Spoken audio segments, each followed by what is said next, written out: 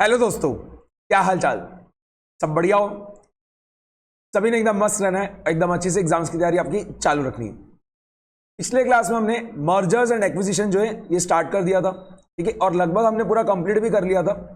बस अभी क्या है, 2 क्वेश्चंस बाकी है। मैंने आपको बताया भी था, ठीक है, कल जब हम क्लास एंड कर रहे थे तब मैंने आपको बताया था कि हम 2 क्वेश्चंस और सॉल्व करेंगे मर्जर्स एंड एक्विजिशन के। एक रहेगा आपका डीमर्जर का क्वेश्चन और एक रहेगा मैनेजमेंट बायआउट का, ठीक है।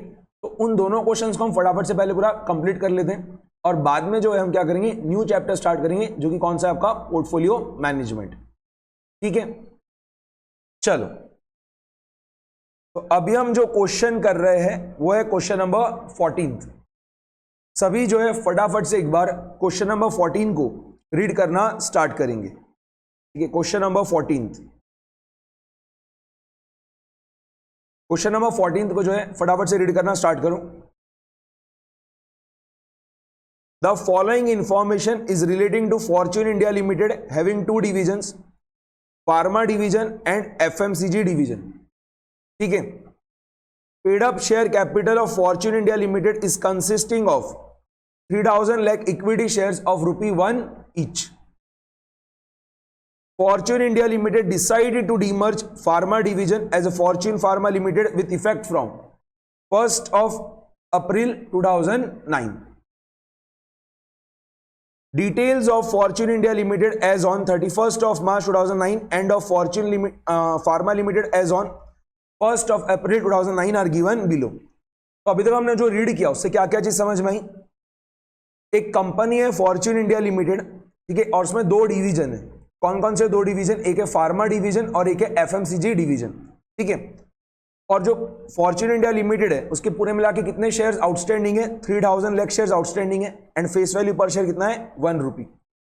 अब देखो क्या हो रहा है, फॉर्च्यून इंडिया लिमिटेड जो है क्या हो रही है, डीमर्ज हो जा रही है, ठीक है। तो उसमें जो 2 डिवीजन थे ना, एक आपका था फार्मा डिवीजन और एक था एफएमसीजी डिवीजन, ठीक है। तो क्या हो रहा है, जो फार्मा डिवीजन है वो क्या हो रहा है, निकल जा रहा है बाहर और एक वो सेपरेट कंपनी बन जा रहा है फॉर्च्यून फार्मा लिमिटेड के नाम से, ठीक है। ये देखो यहां पर लिख रखा है, Fortune India Limited decided to demerge pharma division as a Fortune Pharma Limited with effect from 1st of April 2009।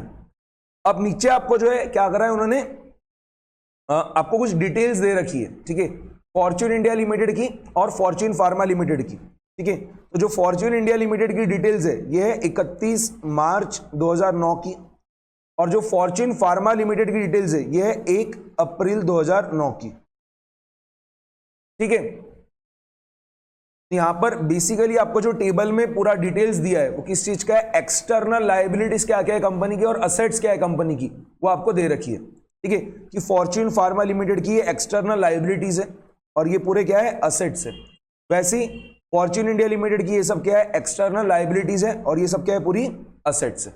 Okay, आगे रीड करना। Board of directors of the company have decided to issue necessary equity shares of Fortune Pharma Limited of ₹1 each without any consideration to the shareholders of Fortune India Limited। जो नई company बन के तैयार हुई है ना Fortune Pharma limited, ठीक है, अब उसके जो शेयर्स है किसे दिए जा रहे हैं, फॉर्च्यून इंडिया लिमिटेड के एग्जिस्टिंग शेयर होल्डर्स को ही दिए जा रहे हैं, ठीक है। और उनसे जो इसके लिए कुछ भी पैसा नहीं लिया जा रहा है। देखो यहां पर क्या लिखा है, विदाउट एनी कंसिडरेशन, ठीक है। फॉर्च्यून फार्मा लिमिटेड के शेयर्स जो है, जो फॉर्च्यून इंडिया लिमिटेड के एग्जिस्टिंग शेयर होल्डर्स है उन्हें दिए जा रहे हैं और वो भी क्या, बिना कोई कंसिडरेशन के। और फॉर्च्यून फार्मा लिमिटेड के भी जो शेयर्स इश्यू किए जा रहे हैं उनका भी फेस वैल्यू क्या है, ₹1 ही है। ओके, आगे देखो। For that purpose following points are to be considered. Assets और लायबिलिटीज का ट्रांसफर जो है क्या हो रहा है, बुक वैल्यू पे हो रहा है। इसके बाद में estimated profit for the year 9-10 is ₹11,400 lakhs for Fortune India Limited and ₹1,470 lakhs for Fortune Pharma Limited। तो पहला पॉइंट क्या था, असेट्स और लायबिलिटीज का ट्रांसफर क्या हो रहा है, बुक वैल्यू पे हो रहा है, ठीक है। जो नई कंपनी बन के तैयार हुई ना फॉर्च्यून फार्मा लिमिटेड, ठीक है, तो क्या हो रहा है, असेट्स और लायबिलिटीज जो थे फार्मा डिवीजन के वो क्या हो रहा है, बुक वैल्यू पे ट्रांसफर किए जा रहे हैं नई कंपनी में फॉर्च्यून फार्मा लिमिटेड में। इसके बाद क्या बोला है कि 2009-10 का जो एस्टिमेटेड प्रॉफिट रहेगा फॉर्च्यून इंडिया लिमिटेड का वो रहेगा 11,400 lakhs और वही फॉर्च्यून फार्मा लिमिटेड का रहेगा 1,470 lakhs। Estimated market price of Fortune Pharma Limited is ₹24.5 per share. Then average P ratio दिया आपको एफएमसीजी सेक्टर का 42 और फार्मा सेक्टर का 25, which is to be expected for both the companies. ठीक है, calculate क्या क्या चीजें निकालनी है, देखो the ratio in which shares of Fortune Pharma are to be issued to the shareholders of Fortune India Limited. बाद में दूसरे पार्ट में आपको क्या निकालना है, expected market price of Fortune India FMCG Limited. ठीक है, देखो उसने फॉर्च्यून इंडिया के बाद जो है ब्रैकेट में एफएमसीजी लिख दिया है, तो यहां पर क्या होगा, आपको कंफ्यूजन नहीं होगा। मतलब वो क्या पूछना चाह रहा है आपको कि डीमर्जर के बाद क्या होगा, दो कंपनीज बन के तैयार हो गई, एक कौन सी रहेगी, फॉर्च्यून फार्मा लिमिटेड जो नई कंपनी बनी है, और एक क्या हो जाएगा, जो कंपनी का नाम पहले फॉर्च्यून इंडिया लिमिटेड था उसका नाम अब क्या हो जाएगा, फॉर्च्यून इंडिया एफएमसीजी लिमिटेड। ठीक है, जिसमें अब क्या है, सिर्फ एफएमसीजी डिवीजन, उसका वो क्या पूछ रहा है आपको, एक्सपेक्टेड मार्केट प्राइस पूछ रहा है। आगे book value per share of both the companies immediately after the demerger. ठीक है, आपको बुक वैल्यू पर शेयर जो है निकालना है दोनों ही कंपनीज का इमीडिएटली आफ्टर डीमर्जर। तो ये क्वेश्चन जो है ना बहुत टाइम से टेस्ट हुआ नहीं है। ठीक है, बट ये क्वेश्चन आपको जो है क्या होगा, आपके स्टडी मटेरियल में दिख जाएगा। इसके अलावा जो है ओल्ड कोर्स का प्रैक्टिस मैनुअल जो था उसके अंदर भी था ये क्वेश्चन। ठीक है, और अभी तो जो है बहुत टाइम से ना ही आरटीपी में दिख रहा है ये क्वेश्चन, ना मॉक टेस्ट पेपर में आ रहा है, ना ही एग्जाम में पूछा है। ठीक है, बट अगर पूछना रहा तो पूछ सकते हैं, पूछना रहा तो ये वाला क्वेश्चन क्या होगा, एग्जाम में पूछ सकते हैं, और क्या होगा 8 मार्क्स के लिए आ जाएगा, बट आने के चांसेस थोड़ी कम है। ओके, तो यहां पर हम देखो 3 चीजें पूछ रखी हैं, एक एक करके क्या कर रहे हैं, सब चीजें निकाल लेते हैं। तो यहां पर सबसे इजी जो चीज निकालना है वो है सेकंड वाला पार्ट। ठीक है, यहां पर सेकंड वाले पार्ट का आंसर आप बहुत इजीली निकाल पाओगे। उसके पीछे का रीजन क्या है, देखो आपको जो एक्सपेक्टेड मार्केट प्राइस फाइंड करना है फॉर्च्यून इंडिया एफएमसीजी लिमिटेड का, वो कैसे हम फाइंड कर लेंगे, फॉर्च्यून इंडिया एफएमसीजी लिमिटेड का जो पी रेशियो है, ठीक है, उसको हम क्या करेंगे, मल्टीप्लाई कर देंगे फॉर्च्यून इंडिया एफएमसीजी लिमिटेड के अर्निंग्स पर शेयर से। ठीक है, कभी भी देखो एक्सपेक्टेड मार्केट प्राइस जो है, ठीक है, मार्केट प्राइस पर शेयर जो कैसे निकलेगा, अगर हमारे पास में पी रेशियो अवेलेबल है, अगर हमारे पास में पी रेशियो अवेलेबल है, ठीक है, तो हम क्या करते हैं, P ratio multiplied by earnings पर शेयर करते हैं, और से क्या होता है, हमारा आंसर आ जाता है। यहां पर हम सबसे पहले क्या कर रहे हैं, सेकंड वाले पार्ट का आंसर निकाल ले रहे हैं। ठीक है, तो बताना फॉर्च्यून इंडिया एफएमसीजी लिमिटेड का जो है पी रेशियो क्या है, तो आपको क्वेश्चन में क्लियरली लिख के दिया था, average P ratio of FMCG sector कितना है, 42 है। ठीक है, तो हम क्या करेंगे, फॉर्च्यून इंडिया एफएमसीजी लिमिटेड का भी जो पी रेशियो है वो क्या लेंगे, 42 लेंगे, क्योंकि क्वेश्चन में ऐसा लिख रखा था, average P ratio of FMCG sector कितना है, 42 है, फार्मा सेक्टर का कितना है, 25 है, and which is to be expected for both the companies. जो एवरेज पी रेशियो चल रहा है एफएमसीजी सेक्टर का, वही हमें क्या करना है, फॉर्च्यून इंडिया एफएमसीजी लिमिटेड का पी रेशियो लेना है। ठीक है, और अर्निंग्स पर शेयर भी हम निकाल सकते हैं, अर्निंग्स पर शेयर भी हम निकाल सकते हैं। कैसे निकालेंगे हम अर्निंग्स पर शेयर, देखो फॉर्च्यून इंडिया लिमिटेड का जो है, ठीक है, प्रॉफिट जो रहेगा, ये प्रॉफिट आफ्टर टैक्स जो क्या रहेगा, 11,400 लैक्स रहेगा। ठीक है, आने वाले साल में फॉर्च्यून इंडिया लिमिटेड जो है, ठीक है, उसका प्रॉफिट आफ्टर टैक्स जो क्या रहेगा, 11,400 लैक्स रहेगा।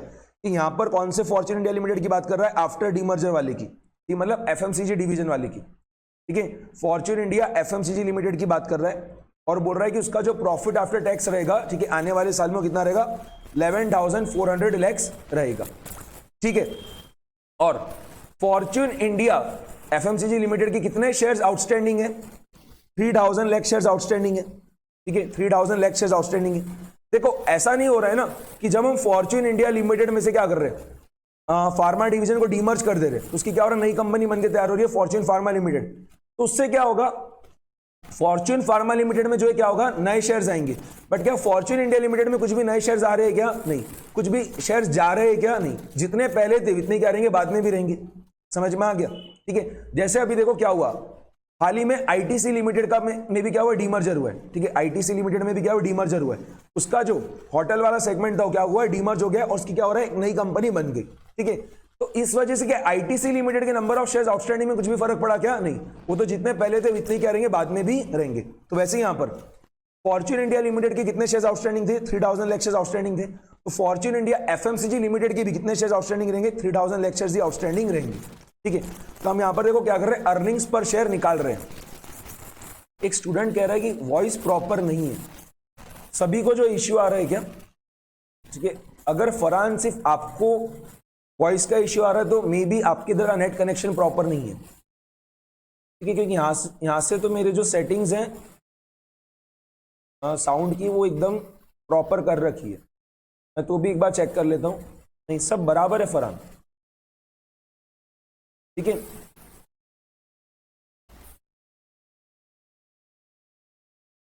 बाकी स्टूडेंट्स भी एक बार बता दो कि आपको भी क्या कुछ वॉइस में इश्यू आ रहा है क्या।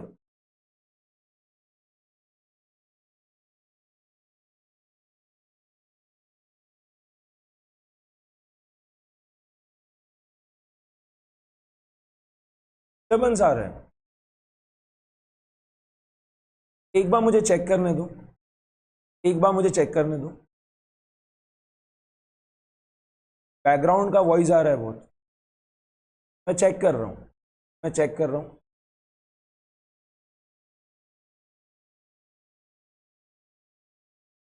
चलो, तो अब इश्यू रिजॉल्व हो गया है, तो क्वेश्चन को आगे कंटिन्यू कर रहे हैं सॉल्व करना।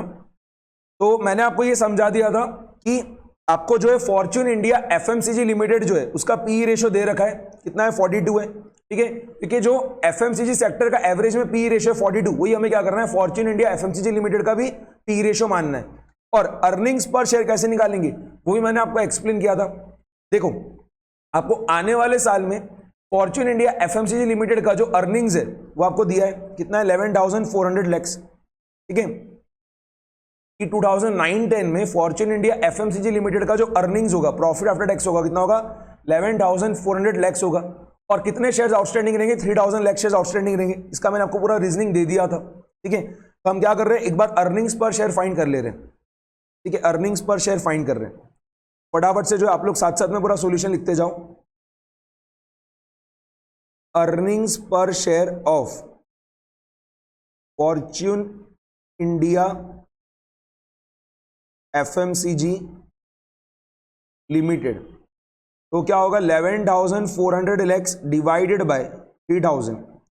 ये करने पे कितना आ रहा है 11,400 डिवाइडेड बाय 3,000 जो है ये करने पे कितना आ रहा है 3.8 आ रहा है, कितना आ रहा है 3.8, ठीक है। तो ₹3.8 पर शेयर, ₹3.8 पर शेयर। फिर पी रेशियो जो है वो भी हमें पता है कि P ratio of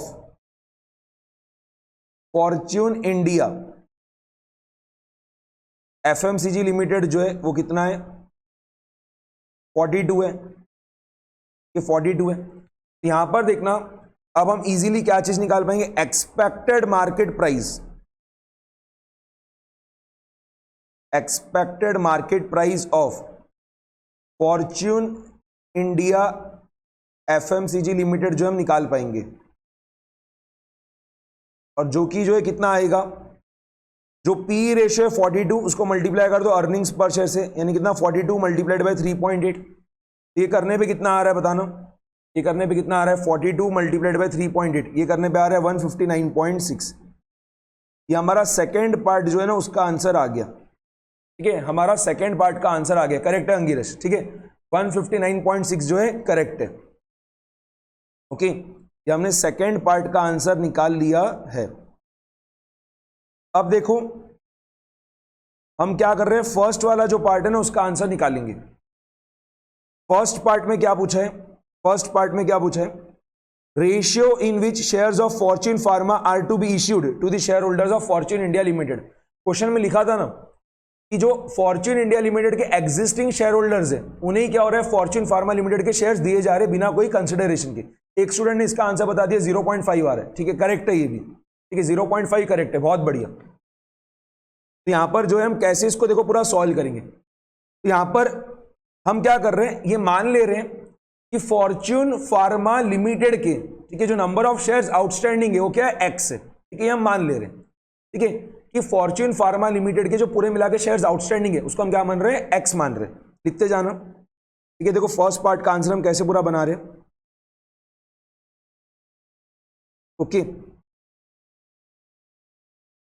let number of shares outstanding, let number of shares outstanding of Fortune Pharma limited वो कितना है, x है, ये हमने मान लिया। ठीक है, तो इस हिसाब से अर्निंग्स पर शेयर क्या रहेगा, अर्निंग्स पर क्या रहेगा फॉर्च्यून फार्मा लिमिटेड का। मैं बार बार फॉर्च्यून फार्मा लिमिटेड नहीं लिख रहा हूं, उसको FPL लिखते जा रहा हूं। ठीक है, तो अर्निंग्स पर शेयर जो है फॉर्च्यून फार्मा लिमिटेड का वो क्या आ जाएगा, क्वेश्चन में लिख रखा है।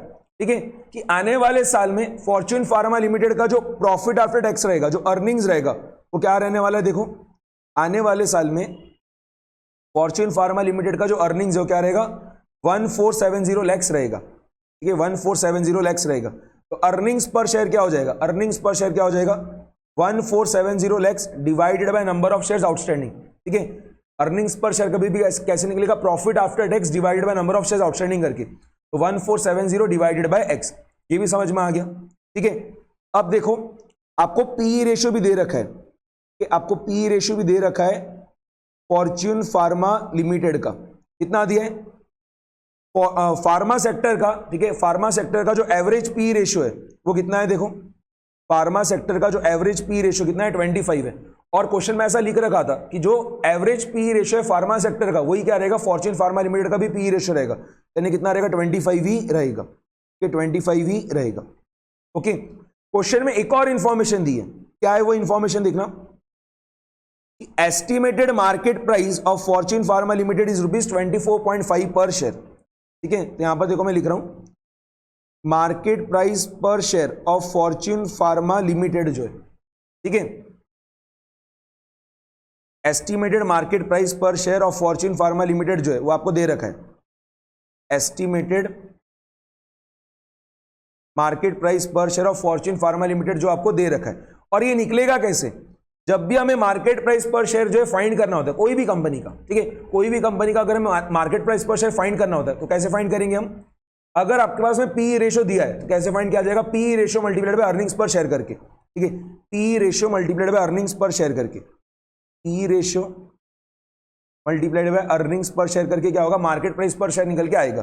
ये आपको दे रखा है, कितना है, 25 है, कितना है, 25 है, 25 ही है ना, एक बार मैं चेक कर ले रहा हूं, सॉरी 24.5 है। ठीक है, 24.5 है, 24.5 है। ठीक है, 25 तो क्या है, पी रेशियो है, और अर्निंग्स पर शेयर जो है वो क्या है, 1470 डिवाइडेड बाय एक्स है। तो आपका देखो एक इक्वेशन बन के तैयार हो चुका है। इस इक्वेशन को जब आप सॉल्व करोगे तो क्या होगा, आपको एक्स का वैल्यू मिल जाएगा। ठीक है, तो यहां पर देखो ये एक्स जो है ये क्या होगा, 25 मल्टीप्लाइड बाय 1470 डिवाइडेड बाय 24.5।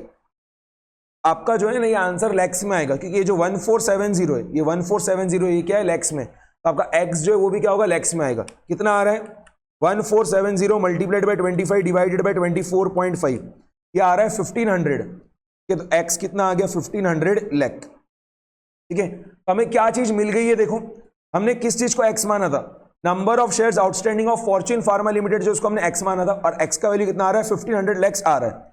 इसका मतलब क्या हुआ कि 1500 लाख शेयर्स जो है क्या हुआ है, दिए गए, फॉर्च्यून फार्मा लिमिटेड के 1500 लाख शेयर्स जो है दिए गए, किसको, जो फॉर्च्यून इंडिया लिमिटेड के एग्जिस्टिंग शेयर होल्डर्स है उन्हें। ठीक है, यहां पर देखो जो रेशियो है वो आपका निकल के आ जाएगा, क्या रहेगा, पूरे मिला के कितने शेयर्स बांटे गए, फॉर्च्यून फार्मा लिमिटेड के पूरे मिला के कितने शेयर्स बांटे गए फॉर्च्यून इंडिया लिमिटेड के एग्जिस्टिंग शेयर होल्डर्स को, 1500 लैक्स, और फॉर्च्यून इंडिया लिमिटेड के कितने शेयर्स आउटस्टैंडिंग है, फॉर्च्यून इंडिया लिमिटेड के पूरे मिला के कितने शेयर्स आउटस्टैंडिंग है मार्केट में, 3000 लाख शेयर्स आउटस्टैंडिंग है। ठीक है, तो रेशियो जो है क्या आ रहा है आपका, देखो 1500 लाख डिवाइडेड बाय 3000 लाख, तो ये क्या होगा, 0.5 आ जाएगा। समझ में आ गया। और इसका इंटरप्रिटेशन क्या होगा, देखो वो भी मैं आपको लिख के बता दे रहा हूं, that is 0.5 share, 0.5 share of Fortune Pharma limited is given for every 1 share of Fortune India Limited। समझ में आ गया, हमारा फर्स्ट पार्ट का भी आंसर आ गया। ठीक है, अंगिरश ने जो आंसर दिया था एकदम करेक्ट है। ठीक है, तो फर्स्ट पार्ट का आंसर आ गया, सेकेंड पार्ट का आंसर हमने सबसे पहले ही निकाल लिया था। Third part, book value per share of both the companies immediately after demerger. ठीक है, बहुत ही सिंपल चीज है, कैसे निकालेंगे, आप मुझे बुक वैल्यू पर शेयर का पहले फॉर्मूला बताओ। मैंने आपको हर बार जो है एक चीज क्या बताया कि क्वेश्चन में आपको क्या पूछा है वो आपने पढ़ लिया, उसके बाद आपने क्या करना, सोचना कि क्या उसका कोई फॉर्मूला है क्या। ठीक है, अगर उसका कोई फॉर्मूला होगा तो लिख दो सबसे पहले। तो बुक वैल्यू पर शेयर जो है कैसे निकलेगा बताना, बुक वैल्यू पर शेयर जो है कैसे निकलेगा, बुक वैल्यू पर शेयर क्या फॉर्मूला होता है, net worth divided by number of shares outstanding. ठीक है, या फिर आप ऐसा बोल दो share holders equity divided by number of shares outstanding, यही होता है ना। ठीक है, शेयर होल्डर्स इक्विटी बोल दो, शेयर होल्डर्स फंड बोल दो, एक ही बात है, share holders fund divided by number of shares outstanding जो है, ये करने से क्या होगा, आपका बुक वैल्यू पर शेयर निकल के आ जाएगा। ठीक है, अब आप मुझे बताओ हमारे पास में क्या क्या चीजें अवेलेबल है, क्या क्या चीजें अवेलेबल है। हमें फॉर्च्यून इंडिया एफएमसीजी लिमिटेड जो है उसके कितने शेयर्स आउटस्टैंडिंग है वो पता है, कितना है, 3000 लाख है। और फॉर्च्यून फार्मा लिमिटेड के भी कितने शेयर्स आउटस्टैंडिंग है हमें पता है, कितना है, 1500 लाख है। ठीक है, हमें क्या चीज पता नहीं है, हमें शेयर होल्डर्स फंड पता नहीं है, हमें दोनों ही कंपनीज का, ठीक है, क्या है, शेयर होल्डर्स फंड पता नहीं है। तो क्या हम वो निकाल सकते हैं क्या, बहुत इजीली निकाल पाएंगे। कैसे, देखो शेयर होल्डर्स फंड जो है यहां पर कैसे निकलेगा, शेयर होल्डर्स फंड जो है यहां पर कैसे निकलेगा, अगर आप क्या करोगे, टोटल असेट्स में से, टोटल असेट्स में से जो एक्सटर्नल लायबिलिटीज है वो लेस कर दोगे तो क्या होगा, आपका शेयर होल्डर्स फंड निकल के आ जाएगा। ठीक है, total assets minus total external liability, समझ में आ गया। जब आप टोटल असेट्स में से टोटल एक्सटर्नल लायबिलिटी सबट्रैक्ट कर दोगे तो क्या होगा, आपका शेयर होल्डर्स फंड निकल के आ जाएगा। यहां तक समझ में आ गई बात। ठीक है, तो यहां पर देखो मैं सबसे पहले आपको शेयर होल्डर्स फंड जो निकाल के बता रहा हूं फॉर्च्यून इंडिया एफएमसीजी लिमिटेड का। ठीक है, या फिर हम पहले क्या करें, फॉर्च्यून फार्मा लिमिटेड का निकाल लेते हैं क्योंकि वो जल्दी निकल जाएगा आपके पास में जो है, क्योंकि पूरा डेटा अवेलेबल है। फॉर्च्यून फार्मा लिमिटेड का जो है आपके पास में पूरा डेटा अवेलेबल है इमीडिएटली आफ्टर डीमर्जर का। ठीक है, डीमर्जर कब हुआ है, 1 अप्रैल 2009 को। ठीक है, तो उसके जस्ट बाद का आपके पास में फॉर्च्यून फार्मा लिमिटेड का जो है पूरा डेटा अवेलेबल है। आप क्या कर पाओगे, बहुत इजीली निकाल पाओगे share holders fund Fortune Pharma limited का। निकाल ले रहे, देखो share holders fund, share holders fund of Fortune Pharma limited immediately after demerger, immediately after demerger क्या रहेगा, क्या रहेगा बताओ, total assets minus total external liabilities. आप मुझे बताओ टोटल असेट्स कितना है, फॉर्च्यून फार्मा लिमिटेड का टोटल असेट्स कितना है। ठीक है, निकालते जाओ, फॉर्च्यून फार्मा लिमिटेड का जो है टोटल असेट्स कितना है, इसकी आप एडिशन कर लो, आपको दिख जाएगा। इसका आप एडिशन कर लो और बताओ कितना आ रहा है। असेट्स में ये सब चीजें है ना, इसका एडिशन करने में क्या आ रहा है, 7740 प्लस 7600 प्लस 8800 प्लस 900 प्लस 60 कितना आ रहा है, 25100 आ रहा है। ठीक है, सभी का जो है इसका एडिशन 25100 आ गया होगा, तो 25100 लिख देना। ठीक है, ये सब फिगर्स आपकी लैक्स में, माइनस अब टोटल एक्सटर्नल लायबिलिटीज फाइंड करो। ठीक है, टोटल एक्सटर्नल लायबिलिटीज फाइंड करो, वो कैसे निकलेगा, देखो टोटल एक्सटर्नल लायबिलिटीज में क्या होगा, ये सब चीजें आएगी, तो इसका एडिशन बताना कितना आ रहा है, 400 प्लस 2400 प्लस 1300 कितना आ रहा है, 4100 लैक्स आ रहा है। ठीक है, तो 25100 माइनस 4100 जो है ये करने पे कितना आ जाएगा, ये करने पे कितना आ जाएगा, 21000 लैक्स आ जाएगा। ठीक है, यहां पर देखो हमारा बुक वैल्यू पर शेयर आ जा रहा है, book value per share of Fortune Pharma limited immediately after demerger, immediately after demerger कितना रहेगा बताना, 21000 lakhs divided by Fortune Pharma Limited के पूरे मिला के कितने शेयर्स आउटस्टैंडिंग है, 1500 लैक्स। ठीक है, ये हमारा एक्स का वैल्यू कितना आया था, यहां पर 1500 लैक्स आया था ना, और एक्स हमने क्या चीज को माना था, number of shares outstanding of Fortune Pharma limited को। ठीक है, यहां पर फॉर्च्यून फार्मा लिमिटेड के जो है पूरे मिला के कितने शेयर्स आउटस्टैंडिंग है, 1500 लाख शेयर्स आउटस्टैंडिंग है। ठीक है, 21000 डिवाइडेड बाय 1500 जो है ये करने पे कितना आ रहा है, 14 आ रहा है, तो ₹14 पर शेयर। समझ गया, ठीक है, एकदम करेक्ट। ठीक है, जिन्होंने भी 14 आंसर दिया था बहुत बढ़िया। अब हम देखो क्या कर रहे हैं, शेयर होल्डर्स फंड निकाल रहे हैं फॉर्च्यून इंडिया एफएमसीजी लिमिटेड का। ठीक है, क्योंकि डीमर्जर के बाद क्या होगा, दो कंपनीज कौन सी रहेगी आपकी, एक रहेगी फॉर्च्यून फार्मा लिमिटेड और एक क्या रहेगी, फॉर्च्यून इंडिया जिसमें क्या है, सिर्फ एफएमसीजी डिवीजन है वो, ठीक है। तो अब हम क्या कर रहे हैं, बुक वैल्यू पर शेयर निकाल रहे हैं फॉर्च्यून इंडिया एफएमसीजी लिमिटेड का। उसके लिए हमें पहले क्या करना होगा, शेयर होल्डर्स फंड निकालना होगा फॉर्च्यून इंडिया एफएमसीजी लिमिटेड का। कैसे निकाल रहे हैं देखना, share holders fund of Fortune India FMCG limited immediately after demerger, immediately after demerger. कैसे फाइंड कर रहे हैं, एकदम अच्छे से पूरा सुनो।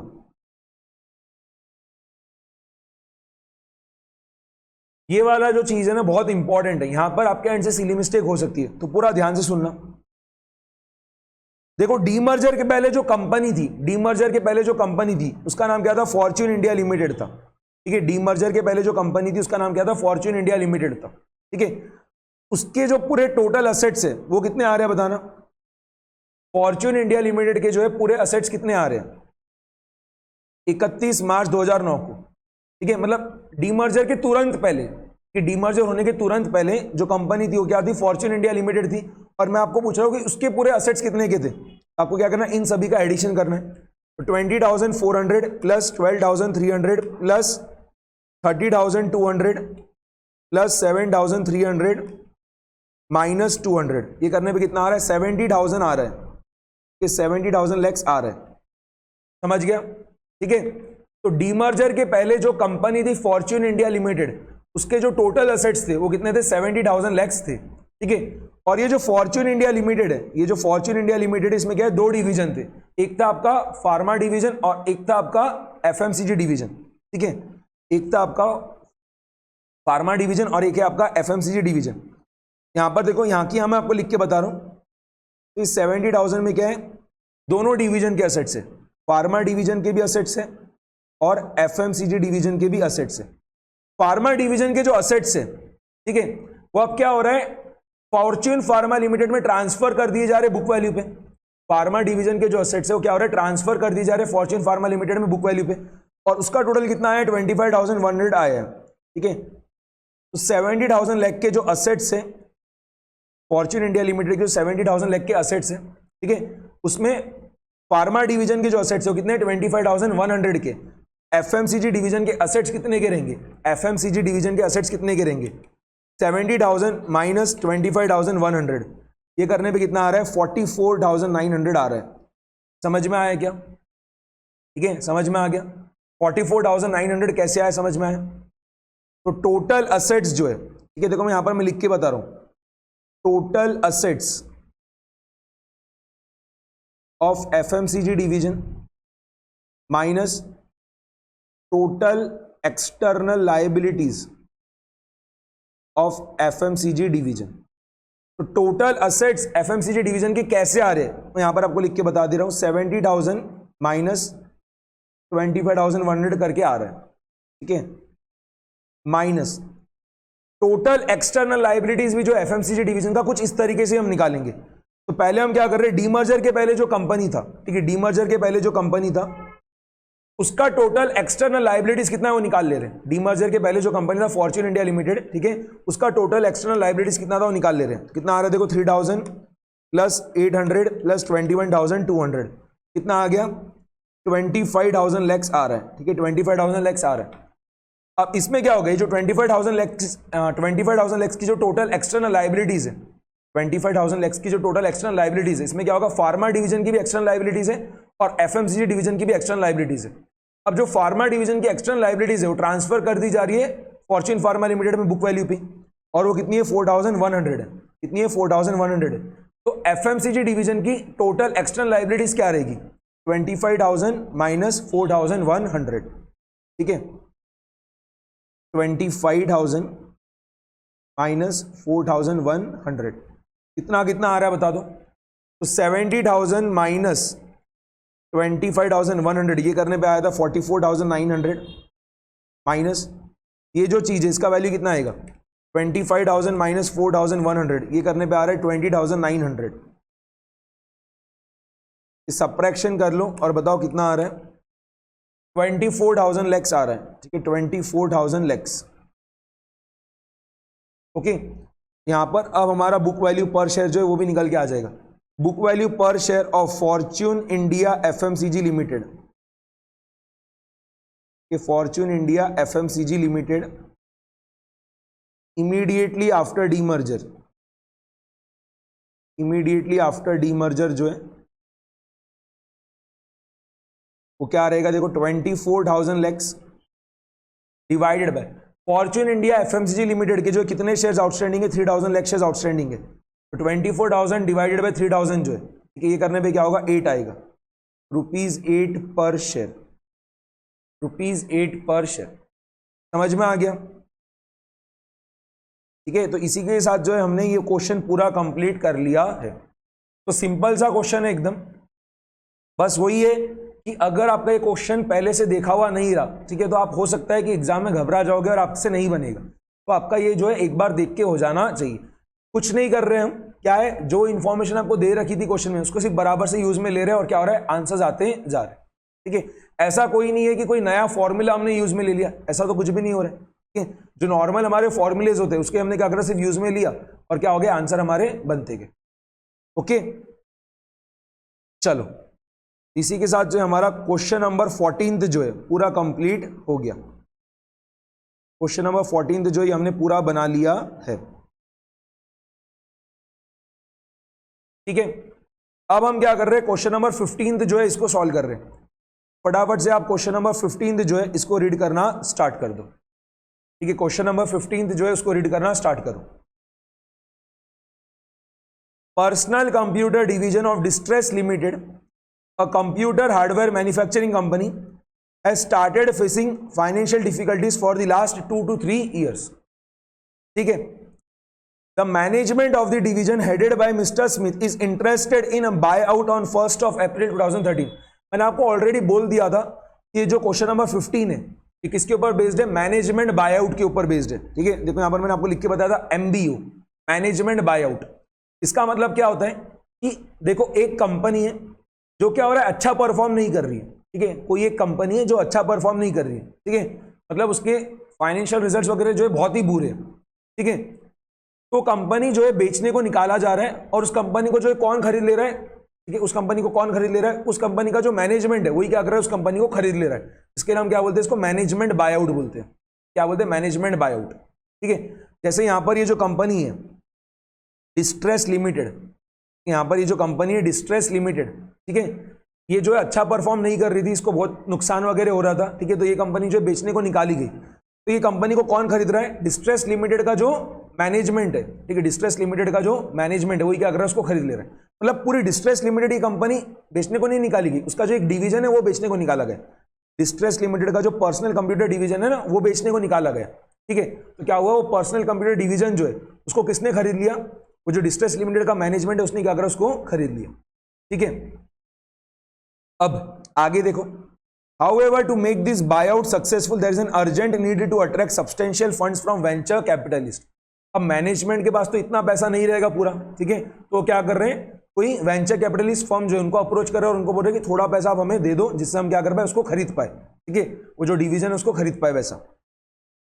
तो Vancap and European venture capitalist firm has shown its interest to finance the proposed buyout.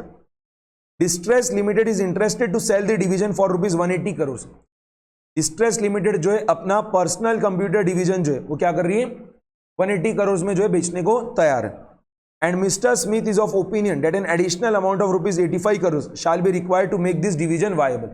ठीक है, ये जो पर्सनल कंप्यूटर डिवीजन ये अच्छा परफॉर्म नहीं कर रहा था ना। ठीक है, तो क्या हो रहा है, जो डिस्ट्रेस लिमिटेड है उसने वो डिवीजन बेचने को निकाला कितने में, 180 करोड़ में, और जो मैनेजमेंट है डिस्ट्रेस लिमिटेड का वही क्या कर रहा है, उसको खरीद रहा है। ठीक है, बट जो मैनेजमेंट का हेड है ना मिस्टर स्मिथ, उसको लग रहा है कि 85 करोड़ रुपीस और लगेंगे ऊपर से। ठीक है, जिससे हम क्या कर पाए, उस डिवीजन को जो फिर से चना लेना बना पाए और से हम रेवेन्यू वगैरह जनरेट कर पाए वैसा। ठीक है, ये देखो लिख रखा है, Mister Smith is of opinion that an additional amount of ₹85 crores shall be required to make this division viable.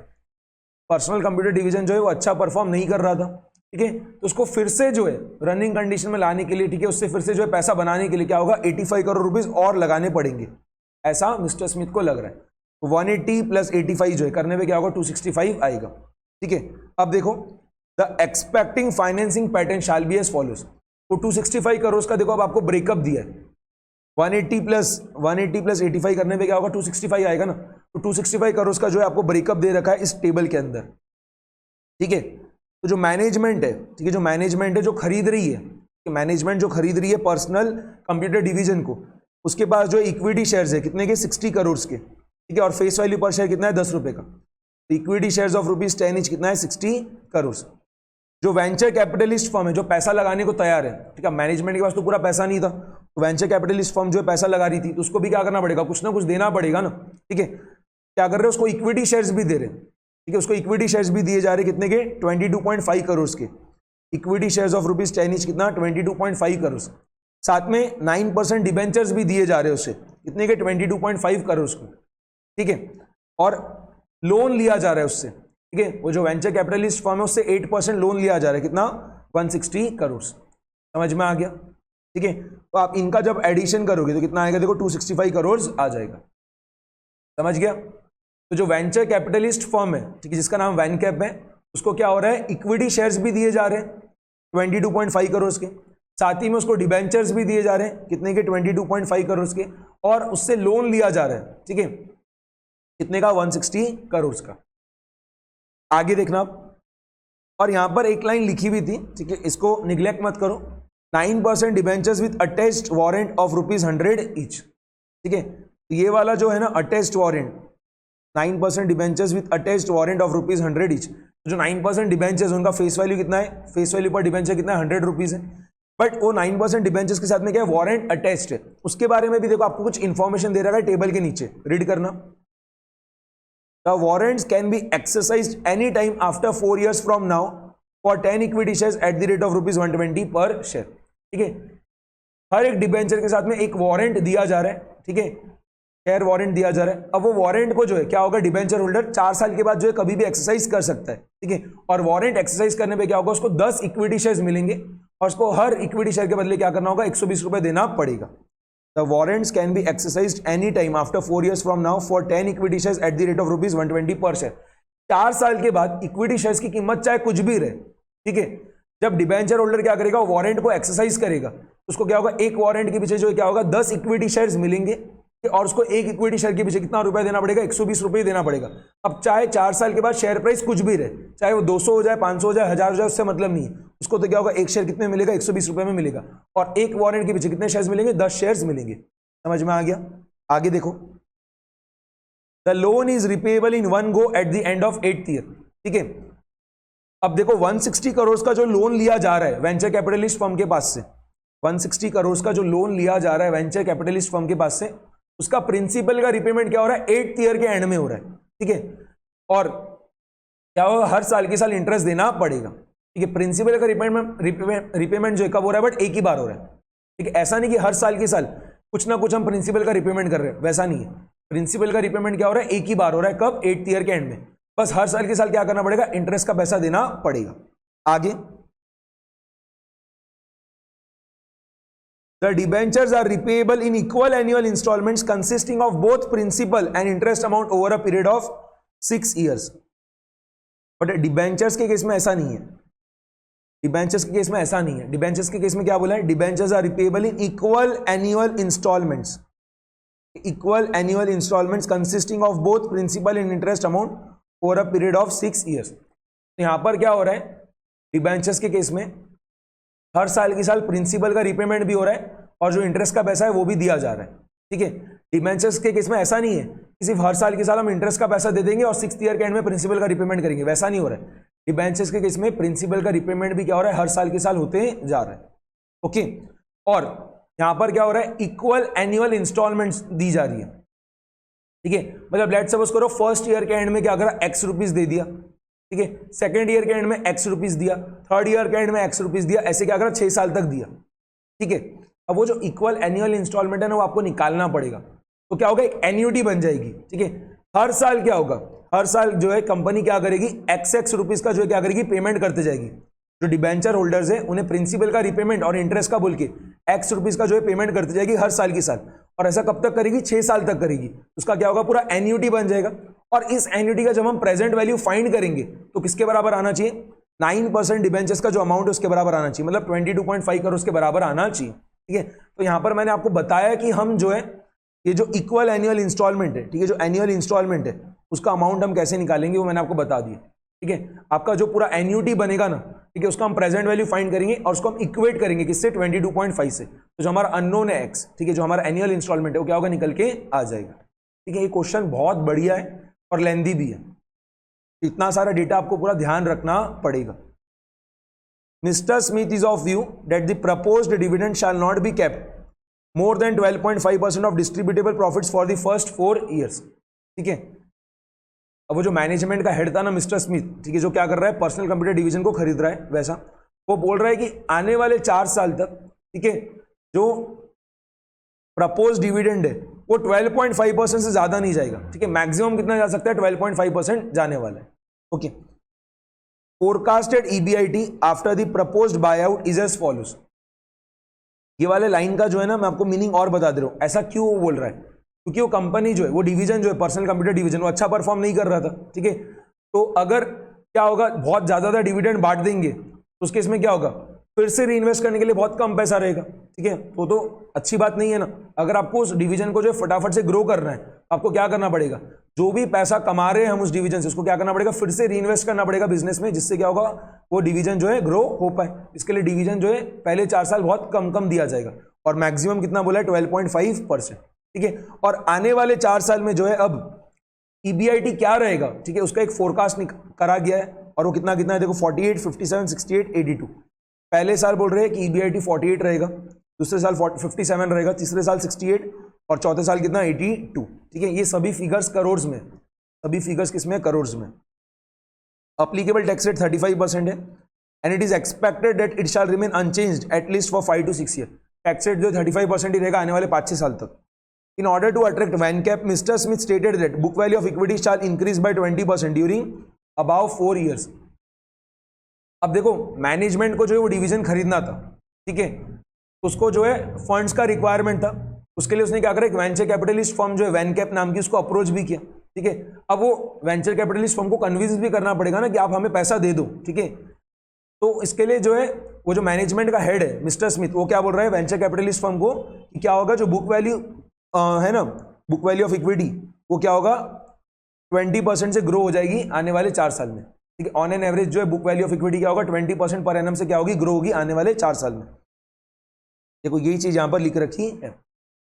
Although VanCap has shown their interest in investment but are doubtful about the projections of growth in the value as per projections of Mr. Smith। वो जो venture capitalist firm है वैनकैप, वो पैसा लगाने को तैयार है, ठीक है, वो इंटरेस्टेड भी है, बट उसको मिस्टर स्मिथ ने जो बोला है ना कि 20% से book value of equity grow करेगा ऑन एन एवरेज हर साल, ठीक है, अभी आने वाले 4 साल में, उसके ऊपर उसको थोड़ा शक आ रहा है। ठीक है, आगे further Vancap also demanded that warrants should be convertible in 18 shares instead of 10 as proposed by mister Smith. हमने जो ये वाले लाइन में पढ़ा था कि हर वारंट के पीछे जो क्या होगा, 10 इक्विटी शेयर मिलेंगे। ठीक है, तो जो वैनकैप है, ठीक है, जो वेंचर कैपिटलिस्ट फर्म है, वो क्या बोल रही है, 10 शेयर मत दो, उसकी जगह 18 शेयर्स दो। ठीक है, एक वारंट के पीछे जो क्या करो, 18 शेयर्स दो वैसा। आगे you are required to determine whether or not the book value of equity is expected to grow by 20% per year. तो जो मिस्टर स्मिथ का प्रोजेक्शन था उसे हमें चेक करना है कि उसने जो बोला था कि book value of equity on an average 20% से ग्रो करेगा हर साल के साल, वो सही है कि नहीं। Further, if you have been appointed by Mr. Smith as an advisor, then whether you would suggest to accept the demand of VanCap of 18 shares instead of 10 or not। ठीक है, हमें एक और चीज बताना है, तो जो वैनकैप डिमांड कर रही है ना कि वारंट के पीछे जो है 10 शेयर की जगह 18 शेयर्स दो, उससे एक्सेप्ट करना चाहिए, ठीक है, मैनेजमेंट ने, या नहीं करना चाहिए, वो भी चीज हमें बताना है। ये क्वेश्चन अगर एग्जाम में आता है, ठीक है, तो कम से कम भी क्या होगा, 10 मार्क्स के लिए पूछेंगे। ठीक है, 10 मार्क के लिए जो है कम से कम क्या होगा, ये क्वेश्चन जो है पूछा जाएगा। अब देखो हम कैसे इसको पूरा सॉल्व कर रहे हैं। Question number 15। ठीक है, तो सबसे पहले हम क्या कर रहे हैं, वो जो एनुअल इंस्टॉलमेंट है ना, इक्वल एनुअल इंस्टॉलमेंट, ठीक है, इसका हम क्या कर रहे हैं, अमाउंट फाइंड कर रहे हैं। जो इक्वल एनुअल इंस्टॉलमेंट है इसका हम क्या कर रहे हैं, अमाउंट फाइंड कर रहे हैं। कैसे फाइंड करेंगे, देखना कैसे फाइंड करेंगे, ध्यान से देखो। जो 9% डिबेंचर्स है, ठीक है, जो 9% डिबेंचर्स है वो कितने के हैं, 22.5 करोड़ के, ठीक है। और जो इक्वल एनुअल इंस्टॉलमेंट है उसको हमने क्या करा, एक्स मान लिया। जो इक्वल एनुअल इंस्टॉलमेंट है उसको हम क्या कर रहे हैं, एक्स मान रहे हैं। ये क्वेश्चन बहुत बढ़िया है बट पूछे नहीं जाते क्योंकि बहुत लेंदी है। अगर एग्जाम में पूछा गया ना तो क्या होगा, कम से कम भी 8 से 10 मार्क के लिए आएगा, और कैसा है कि बहुत टाइम लगेगा सॉल्व करने को, ठीक है। तो क्वेश्चन बहुत लेंदी है, तो हमने इक्वल एनुअल इंस्टॉलमेंट को जो है क्या करा, एक्स मान लिया, और अभी हम क्या करेंगे, इसका वैल्यू ही निकालेंगे। तो यहां पर देखो क्या होगा, जो 9% डिबेंचर्स है उनका जो अमाउंट है कितना है, 22.5 करोड़ है, ठीक है। यहां पर देखो मैं आपको एक टाइमलाइन जो है बना के बता दे रहा हूं जिससे आपको जो है और क्लैरिटी आएगी। एट टाइम t = 0, फिर 1 2 3 एंड सो ऑन टिल 6। तो फर्स्ट ईयर के एंड में जो है एक्स रुपीज का जो है क्या करना पड़ेगा, पेमेंट करना पड़ेगा। सेकेंड ईयर के एंड में भी जो है क्या होगा, एक्स रुपीज का पेमेंट करना पड़ेगा। थर्ड ईयर के एंड में भी एक्स रुपीज का payment, and so on till 6th year. अब ये जो आप एक्स रुपीज का पेमेंट कर रहे हो हर साल के एंड में, ठीक है, आप जो ये एक्स रुपीज का पेमेंट कर रहे हो हर साल के एंड में, इसका जब आप प्रेजेंट वैल्यू फाइंड करोगे, इसका जब आप प्रेजेंट वैल्यू फाइंड करोगे, ओके, तो ये किसके बराबर आएगा, आपने क्या करा, हर कैश फ्लो जो है, ये जो हर कैश फ्लो है इसका आप क्या करोगे, प्रेजेंट वैल्यू फाइंड कर लोगे और उसका आप एडिशन कर दोगे, तो किसके बराबर आएगा, 22.5 करोड़ के बराबर आएगा। एक तरीके से ये आपकी एन्युटी बन रही है। ये क्या हो रहा है, आपका एन्युटी बन रही है कि कैश फ्लो का अमाउंट जो है हर साल क्या है, सेम है, ठीक है, और टाइम गैप जो है दो कैश फ्लोज के बीच में वो भी क्या है, सेम है। तो ये आपका एन्युटी बन गया। इस एन्युटी का हम क्या कर रहे हैं, प्रेजेंट वैल्यू फाइंड कर रहे हैं, और वो किसके बराबर आएगा, 22.5 करोड़ के बराबर आएगा। इसे समझाने के लिए था, एग्जाम में बना के आने की जरूरत नहीं है। कैसे करेंगे, देखो 22.5 is equals to X multiplied by present value annuity factor. Discounting का रेट यहां पर हम क्या लेंगे, जो कूपन रेट है डिबेंचर का उसके बराबर ही, कितना है, 9% है, और टाइम पीरियड कितना है, 6 years. 22.5 is equals to X multiplied by, अब प्रेजेंट वैल्यू एन्युटी फैक्टर 9% 6, आपको क्वेश्चन में तो दिया नहीं है तो आप खुद से निकालोगे। कैसे निकालोगे, फटाफट से आप लोग कैलकुलेटर पे करो, आपके एंड से आंसर्स नहीं आ रहे, बताओ क्या आएगा, 1 डिवाइडेड बाय 1.09, बाद में इक्वल्स टू का बटन प्रेस करेंगे स्टेप नंबर 8 तक, ठीक है, या फिर ऐसा बोल दो, इक्वल्स टू का बटन प्रेस करेंगे 6 बार, ठीक है। उसके बाद जीटी का बटन प्रेस करेंगे, ग्रॉस टोटल जो है जीटी उसका बटन प्रेस करेंगे, कितना आ रहा है, 4.4859 आ रहा है, ठीक है, 4.4859 आ रहा है, ठीक है। या फिर अगर आप 3 डेसिमल प्लेसेस तक बोलोगे तो क्या होगा, 4.486 आ जाएगा। एक्स का वैल्यू देखो क्या होगा, 22.5 डिवाइडेड बाय 4.4859, 22.5 डिवाइडेड बाय 4.4859 कितना आ रहा है, कितना आ रहा है, मैं 2 डेसिमल प्लेसेस तक लिख रहा हूँ, 5.02 करोड़ आ रहा है, ठीक है, 5.02 करोड़ आ रहा है। आपका वैसे 5.0157 वैसा आ रहा होगा, कितना हो गया, 5.02 करोड़ हो जाएगा, ओके। हमने जो इक्वल एनुअल इंस्टॉलमेंट है वो हमने फाइंड कर लिया, कितना आ रहा है, 5.02 करोड़, ठीक है। अब देखो हम आगे कैसे पूरा करने वाले हैं। आप लोगों ने एफआर में जो है फाइनेंशियल रिपोर्टिंग में एक चैप्टर पढ़ा होगा, फाइनेंशियल इंस्ट्रूमेंट, पढ़ाई की नहीं, उसमें आप लोग क्या करते हो, एक टेबल बनाते हो, ठीक है, लोन रिपेमेंट शेड्यूल का जो है पूरा एक टेबल बनाते हो, ध्यान में आ रहा है, ठीक है, कि कितना अमाउंट आउटस्टैंडिंग था बिगिनिंग ऑफ द ईयर में, फिर आपका इंस्टॉलमेंट का अमाउंट क्या है, अब वो इंस्टॉलमेंट के अमाउंट में आपका प्रिंसिपल का पोर्शन कितना है, इंटरेस्ट का पोर्शन कितना है, और फिर amount outstanding at the end of year कितना रहेगा वो, ठीक है। यहां पर भी हम क्या कर रहे हैं, पूरा लोन रिपेमेंट शेड्यूल का जो है क्या कर रहे हैं, टेबल बना रहे हैं, ठीक है। तो यहां पर देखो आपके कितने कॉलम्स बनेंगे, कॉलम्स थोड़े ज्यादा बनेंगे तो छोटे छोटे कॉलम बनाना। तो ईयर, ठीक है, ईयर, फिर amount outstanding, amount outstanding at beginning of year, ठीक है, amount outstanding at beginning of year, फिर क्या है, इंस्टॉलमेंट का अमाउंट, इंस्टॉलमेंट का अमाउंट, उसके बाद में वो जो इंस्टॉलमेंट का अमाउंट है उसमें इंटरेस्ट का पोर्शन कितना है, इंस्टॉलमेंट का जो अमाउंट है उसमें इंटरेस्ट का पोर्शन कितना है, फिर प्रिंसिपल का पोर्शन कितना है, और आखिरी में amount outstanding at the end of year, amount outstanding eight and of year, ठीक है। तो इतने आपको जो है क्या करना है, कॉलम्स बनाने। अब जो है देखो इसको हम कैसे पूरा फिल करेंगे, और हम क्या करेंगे, सिर्फ 4 साल का ही बनाएंगे, ठीक है, हम क्या करेंगे, सिर्फ 4 साल के लिए पूरा टेबल बनाएंगे। क्यों? क्योंकि हमें जो फोरकास्टेड ईबीआईटी है, वो क्या है, सिर्फ 4 साल का ही दे रखा है। ठीक है, तो हमें सिर्फ पहले 4 साल का ही क्या करना है, लोन रिपेमेंट शेड्यूल बनाना है। यहाँ पर लोन मतलब क्या, आपका 9% डिबेंचर्स है। ठीक है, 9% डिबेंचर्स का जो रिपेमेंट शेड्यूल है हम वो एक तरीके से बना रहे हैं। ठीक है, लोन तो एक अलग है यहाँ पर पूरा 160 करोड़ का। ठीक है, यहाँ पर हम जो है क्या कर रहे हो, 9% डिबेंचर्स का जो है पूरा रिपेमेंट शेड्यूल बना रहे हैं। यहाँ पर देखो मैंने लिख दिया 1। Amount outstanding at the beginning of first year कितना है, 22.5 करोड़ है। ठीक है, क्योंकि जो 9% डिबेंचर्स है उनका पूरा मिला के अमाउंट कितना है, स्टार्टिंग में 22.5 करोड़ है। इंस्टॉलमेंट का अमाउंट कितना है, 5.02 करोड़ का, यही यहां पर ऊपर निकाला हमने। इंस्टॉलमेंट का अमाउंट कितना है, 5.02 करोड़ है।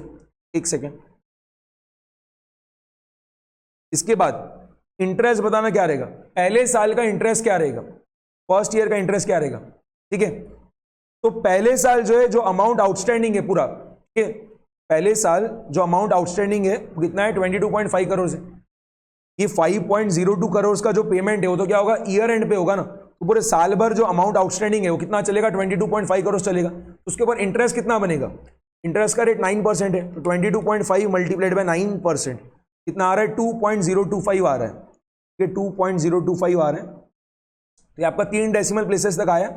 ये ऊपर वाला जो चीजें नहीं, ये भी आप 3 डेसिमल प्लेसेस तक लिख लोगे तो अच्छा रहेगा। 22.5 डिवाइडेड बाय 4.4859 कितना आया था, ये 5.016 आया था ना, ये तो 5.016। अगर आप 3 डेसिमल प्लेसेस तक करोगे राउंडिंग ऑफ तो ये 5.016 आएगा। करेक्ट है फरहान। ठीक है, 2.025 आ रहा है। अगर आप 2 डेसिमल प्लेसेस तक इसका राउंडिंग ऑफ करोगे तो आप 2.03 लिख सकते हो। ठीक है, बट मैंने क्या करा, पूरा 3 डेसिमल प्लेसेस तक लिखना स्टार्ट कर दिया। अगर आप 2 डेसिमल प्लेसेस तक लिखोगे तो क्या होगा, बहुत एक्यूरेट आंसर नहीं आएगा। ठीक है, जितना ज्यादा आप डेसिमल के बाद डिजिट्स लिखोगे उतना क्या होगा, आपका आंसर एक्यूरेट आएगा। यहां पर हम क्या करें, 3 डेसिमल प्लेसेस तक पूरा चला रहे हैं।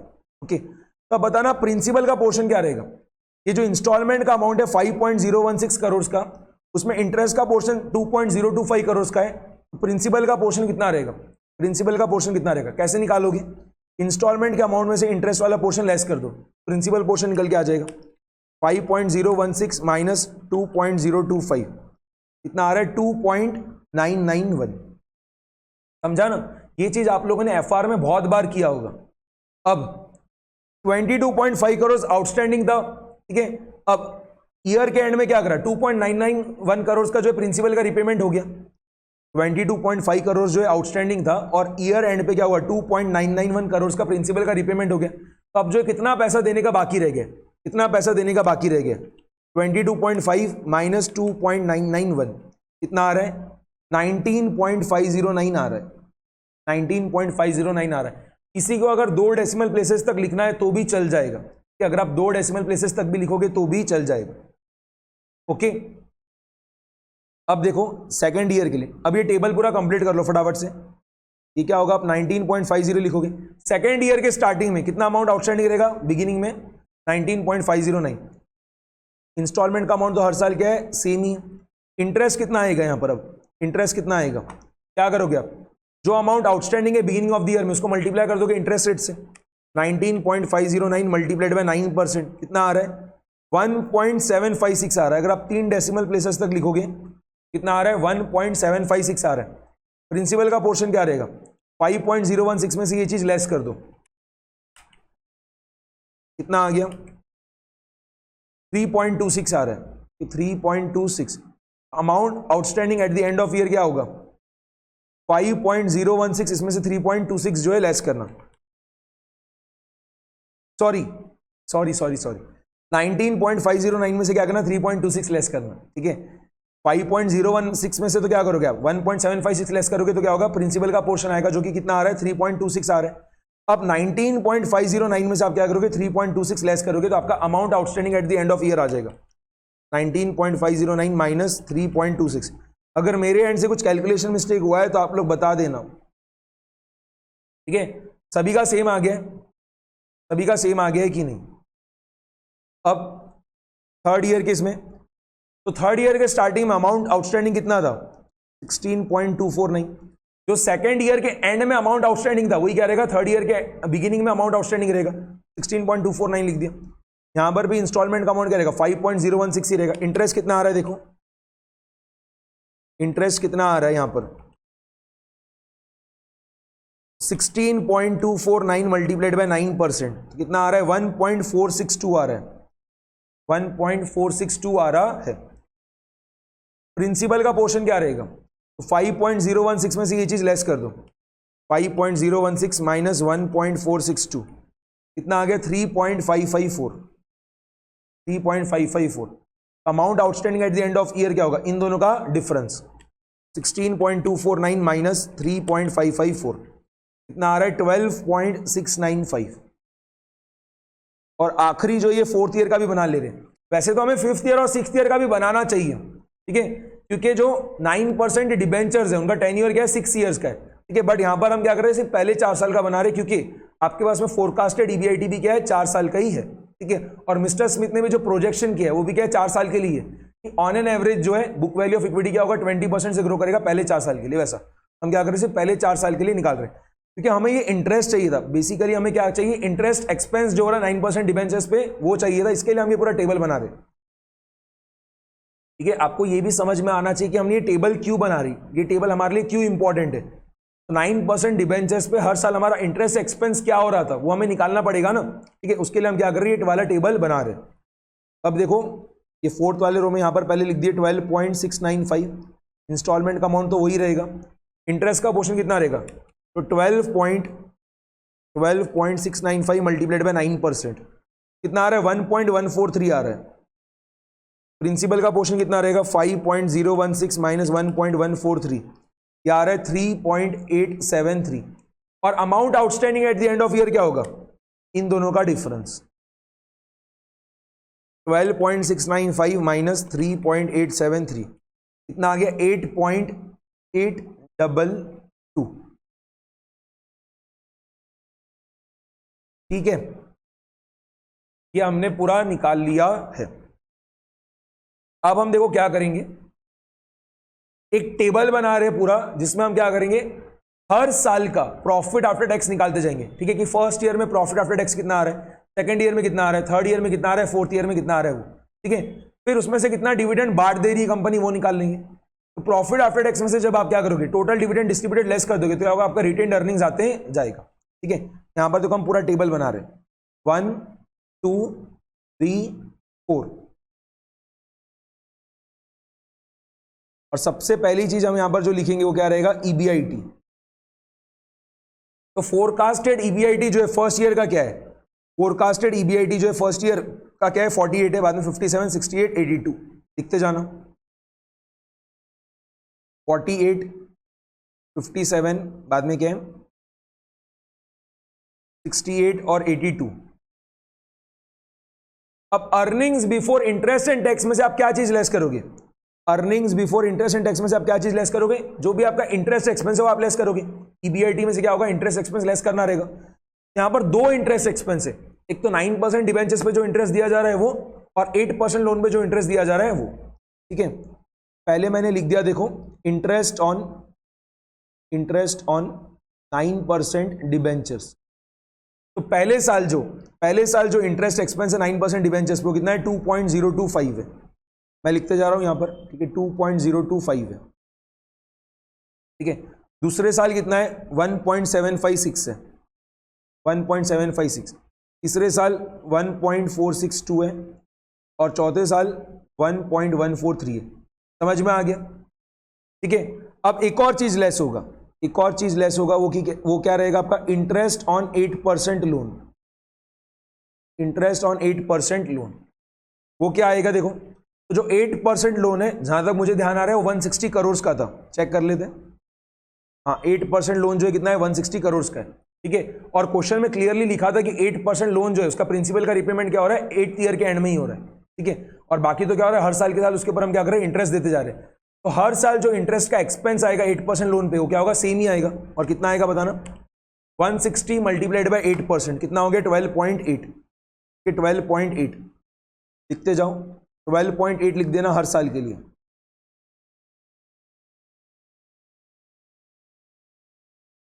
ठीक है।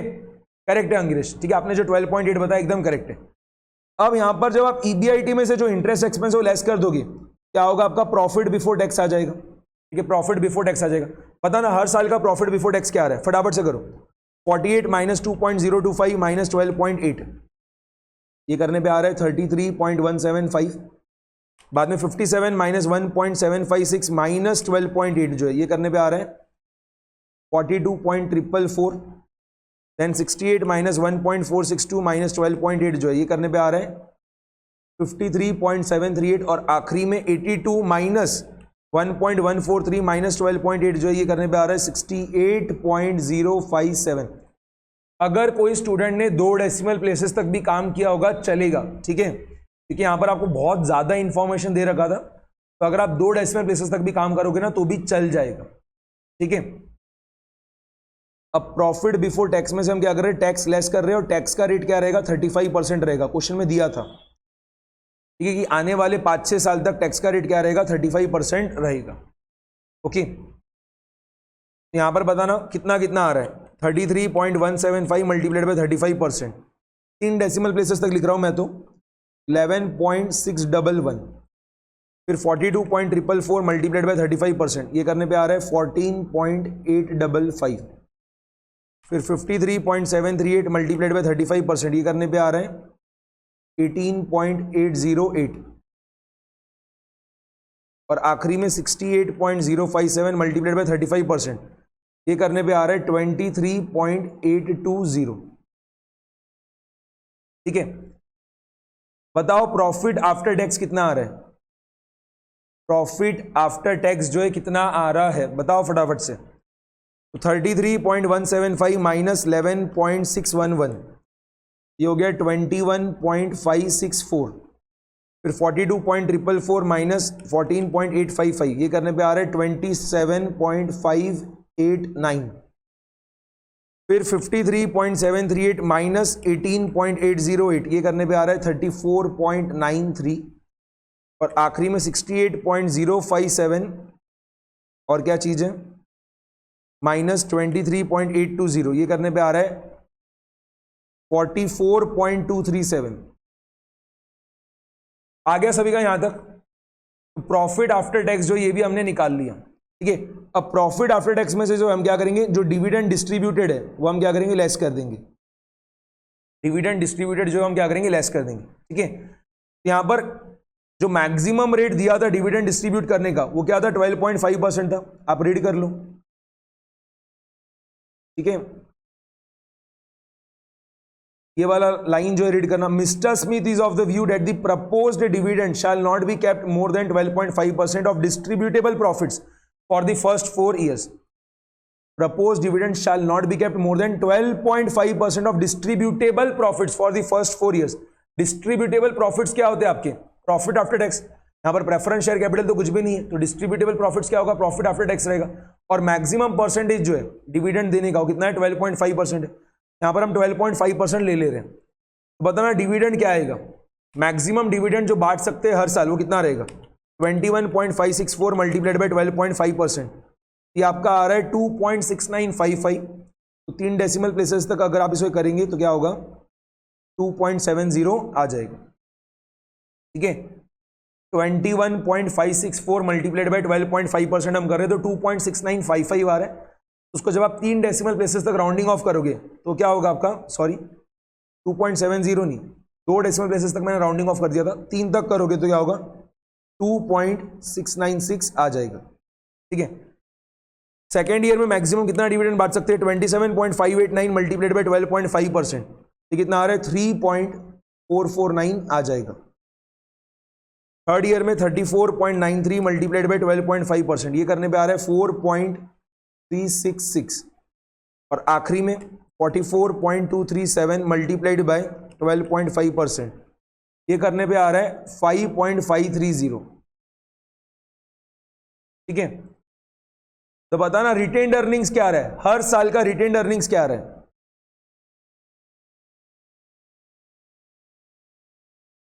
हर साल का आपका रिटेन्ड अर्निंग्स क्या आ रहा है। तो 21.564 माइनस 2.696, ये हो गया 18.868। ठीक है, सेकेंड ईयर में 27 पॉइंट क्या करोगे 589 माइनस 3.449, ये करने पे कितना आ रहा है 24.14 आ रहा है। बाद में 34.93 जो है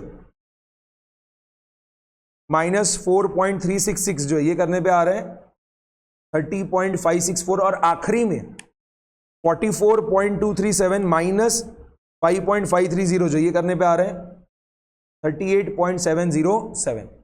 ठीक है यहां तक? ओके। अभी मैं एक और रो बना रहा हूं, ठीक है, उसके पीछे का रीजन समझना। मैं एक और रो यहां पर बना रहा हूं, ठीक है। मुझे क्या चाहिए? एक्यूमुलेटेड रिजर्व्स एंड सरप्लस चाहिए, एक्यूमुलेटेड रिजर्व्स एंड सरप्लस चाहिए, ठीक है। तो स्टार्टिंग में रिजर्व्स एंड सरप्लस तो कुछ भी नहीं है। At a time T equals to zero, at a time T equals to zero जो रिजर्व्स एंड सरप्लस है वो तो क्या है? जीरो है। क्या आपको दिख रहा होगा ये टेबल में? क्या कुछ भी रिजर्व्स एंड सरप्लस वगैरह दिया था क्या? नहीं। At a time T equals to zero जो रिजर्व्स एंड सरप्लस क्या है? वो जीरो है।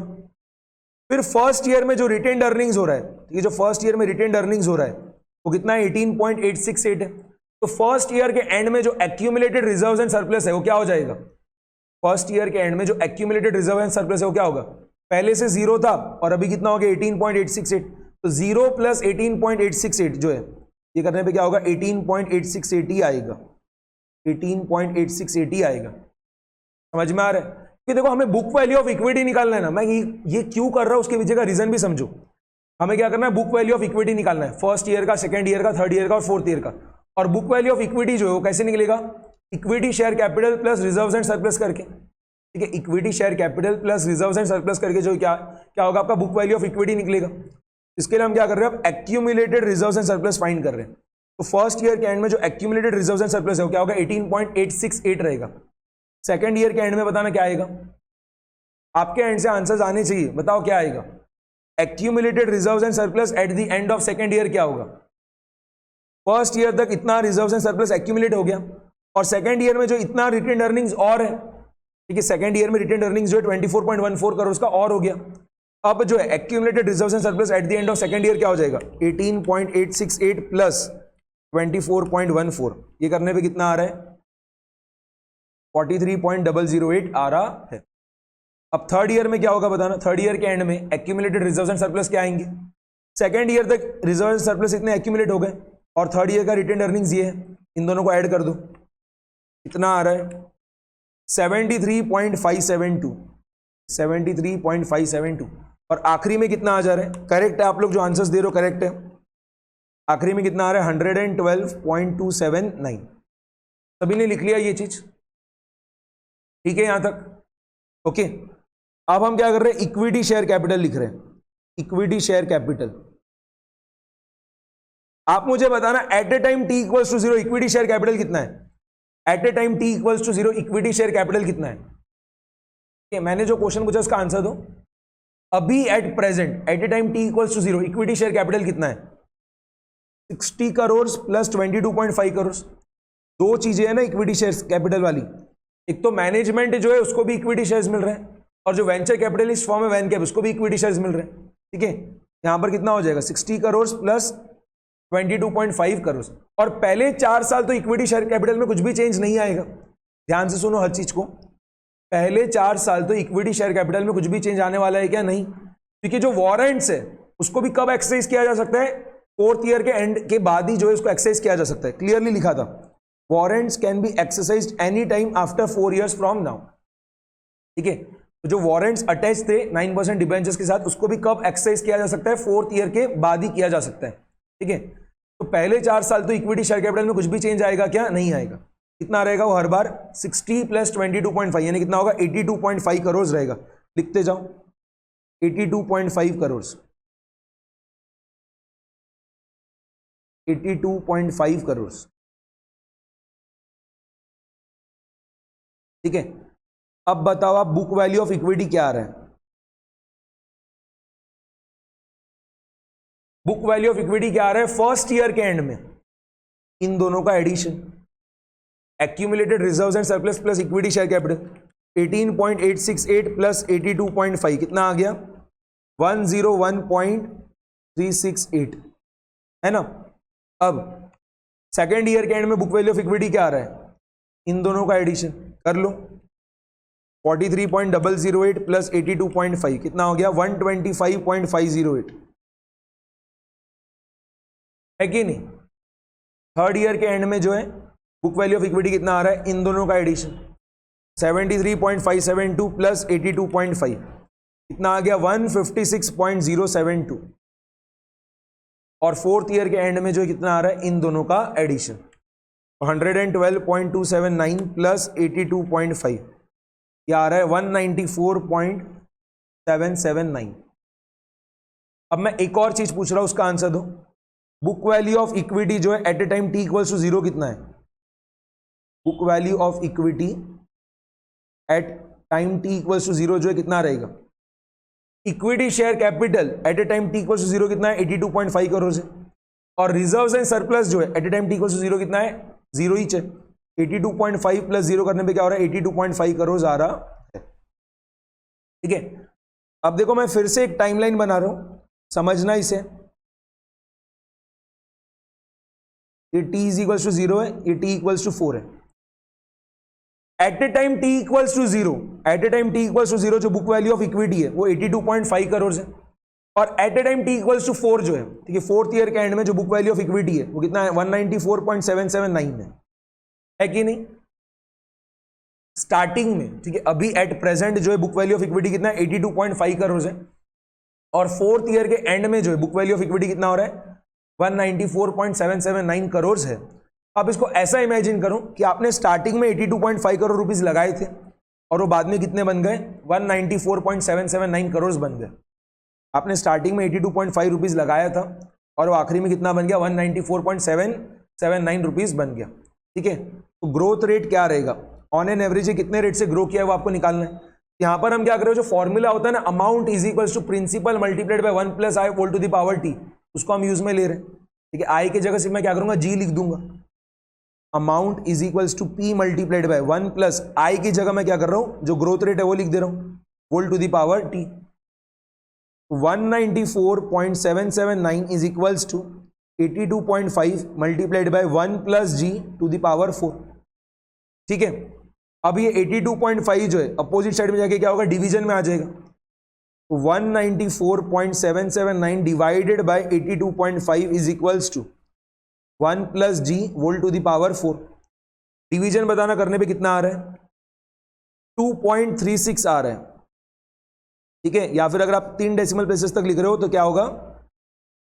2.361 आ रहा है। ठीक है, 2.361 is equals to 1 plus g whole to the power 4। अब अगर आपको ये पावर 4 हटाना है, राइट हैंड साइड से अगर आपको ये पावर 4 हटाना है तो आप क्या करोगे? लेफ्ट हैंड साइड और राइट हैंड साइड दोनों ही जगह क्या करोगे? पावर 1/4 कर दोगे। ठीक है, देखो क्या आ रहा है? 2.361 to the power 1/4 is equals to 1 plus G हो जाएगा फिर। ठीक है, अब पावर 1/4 मतलब क्या होता है? पावर 1/2 मतलब क्या होता है? स्क्वायर रूट होता है। ठीक है, अगर पावर 1/2 इसका मतलब क्या होता है? स्क्वायर रूट होता है। अगर पावर 1/4 है इसका मतलब क्या हो रहा है? 2 बार स्क्वायर रूट। अगर पावर 1/4 इसका मतलब है क्या होता है? 2 बार स्क्वायर रूट। तो 2.361 लिखो आप और 2 बार स्क्वायर रूट का जो साइन है वो प्रेस करो। और कितना आ रहा है बताना? कितना आ रहा है? 4 डेसिमल प्लेसेस तक बताओ कितना आ रहा है? 1.2396 is equals to 1 plus G. Therefore G जो है वो क्या होगा? ये मैंने जानबूझ से 4 डेसिमल प्लेसेस तक निकाला है कि आपका ग्रोथ रेट जो है वो क्या होगा? अब डेसिमल में आएगा, उस बाद में उसको हम परसेंटेज में कन्वर्ट करेंगे। फाइनल आंसर क्या होगा हमारा? 2 डेसिमल प्लेसेस तक आ जाएगा। ये हो गया 0.2396, डेट इज 23.96%। करेक्ट है अंगिरेश। ठीक है, तो 23.957% आप बोल रहे हो तो क्या हो जाएगा? 23.96% आप लिख सकते हो। ये हमने निकाल लिया। इससे हमें क्या चीज समझ में आ रही है? ये जो हमारा ग्रोथ रेट आया है 23.96% पर एनम का, ठीक है, 23.96% पर एनम का ये जो हमारा ग्रोथ रेट आया है, इसको हम कैसे इंटरप्रेट करेंगे कि बुक वैल्यू ऑफ इक्विटी जो है, बुक वैल्यू ऑफ इक्विटी जो है वो क्या हुआ है? ऑन एन एवरेज क्या रेट से ग्रो किया है? 23.96% पर एनम किससे ग्रो किया? बुक वैल्यू ऑफ इक्विटी जो है on an average 23.96% per annum से ग्रो किया है पहले 4 साल। और मिस्टर स्मिथ ने क्या बोला था? 20% से ग्रो करेगा। तो मिस्टर स्मिथ ने जो प्रोजेक्शन दिया था वो क्या है? करेक्ट है। तो हम लिख दे रहे हैं, from above calculations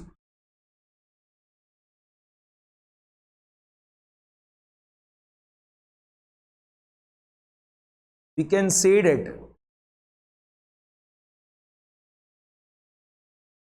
projection of Mr. Smith is correct. Mister Smith ने यही बोला था ना वेंचर कैपिटलिस्ट फर्म को कि जो बुक वैल्यू ऑफ इक्विटी कम से कम 20% से ग्रो करेगा, ठीक है, मतलब एटलीस्ट 20% से ग्रो करेगा। और क्या हो रहा है, ये तो 23.96% से ग्रो कर रहा है। उसने जो चीज बोली थी वो क्या हो रहा है, सही हो जा रही है। समझ में आ गया? ठीक है, यहां पर हमारा पहले पार्ट का ही आंसर आया। अभी हमारा सिर्फ फर्स्ट पार्ट का ही आंसर आया। अभी तो ये चीज बाकी है, ठीक है, अभी तो सिर्फ फर्स्ट पार्ट का ही आंसर है। ये सेकंड वाला पार्ट जो है बट बहुत ज़्यादा सिंपल है, ठीक है, इसमें ज़्यादा टाइम नहीं लगेगा। कैसे, देखो आप मुझे बताओ मैनेजमेंट के पास पूरे मिला के कितने शेयर्स है, ठीक है, जो मैं चीज पूछ रहा हूं उसको सुनो और बाद में आंसर दो। मैनेजमेंट के पास जो है पूरे मिला के कितने शेयर्स है, कितने इक्विटी शेयर्स है, ठीक है, मैनेजमेंट के पास में पूरे मिला के कितने इक्विटी शेयर्स है। यहां पर आपको देखो दिख रहा होगा equity shares of ₹10 each. Management के केस में कितना दिख रहा है, 60 करोड़ दिख रहा है, ठीक है, और फेस वैल्यू पर शेयर कितना है, 10 है। मैनेजमेंट के पास पूरे मिला के कितने इक्विटी शेयर्स रहेंगे, ये जो आपका शेयर कैपिटल है इसको आप डिवाइड कर दो फेस वैल्यू पर शेयर से, तो 60 करोड़ डिवाइडेड बाय 10 करने पे क्या होगा, 6 करोड़ आएगा, ठीक है। मैनेजमेंट के पास जो है पूरे मिला के कितने शेयर्स है, 6 करोड़ शेयर्स है। और सेकंड वाले पार्ट में देखो दो सिनेरियोज है कि अगर एक वारंट के बदले में 10 शेयर्स मिलते हैं तो उस केस में क्या, और अगर एक वारंट के बदले में 18 शेयर्स मिलते हैं तो उस केस में क्या। तो पहले मैं आपको एक वारंट के बदले में अगर 10 शेयर्स मिल रहे हैं तो उस केस में क्या होगा मैं आपको बता दे रहा हूं, ठीक है। मैनेजमेंट के पास कितने शेयर्स रहेंगे फोर्थ ईयर के एंड में, मैनेजमेंट के पास जो है कितने शेयर्स रहेंगे फोर्थ ईयर के एंड में, नंबर ऑफ शेयर्स, ठीक है, नंबर ऑफ शेयर्स जो है मैनेजमेंट के पास वो कितने रहेंगे बताना।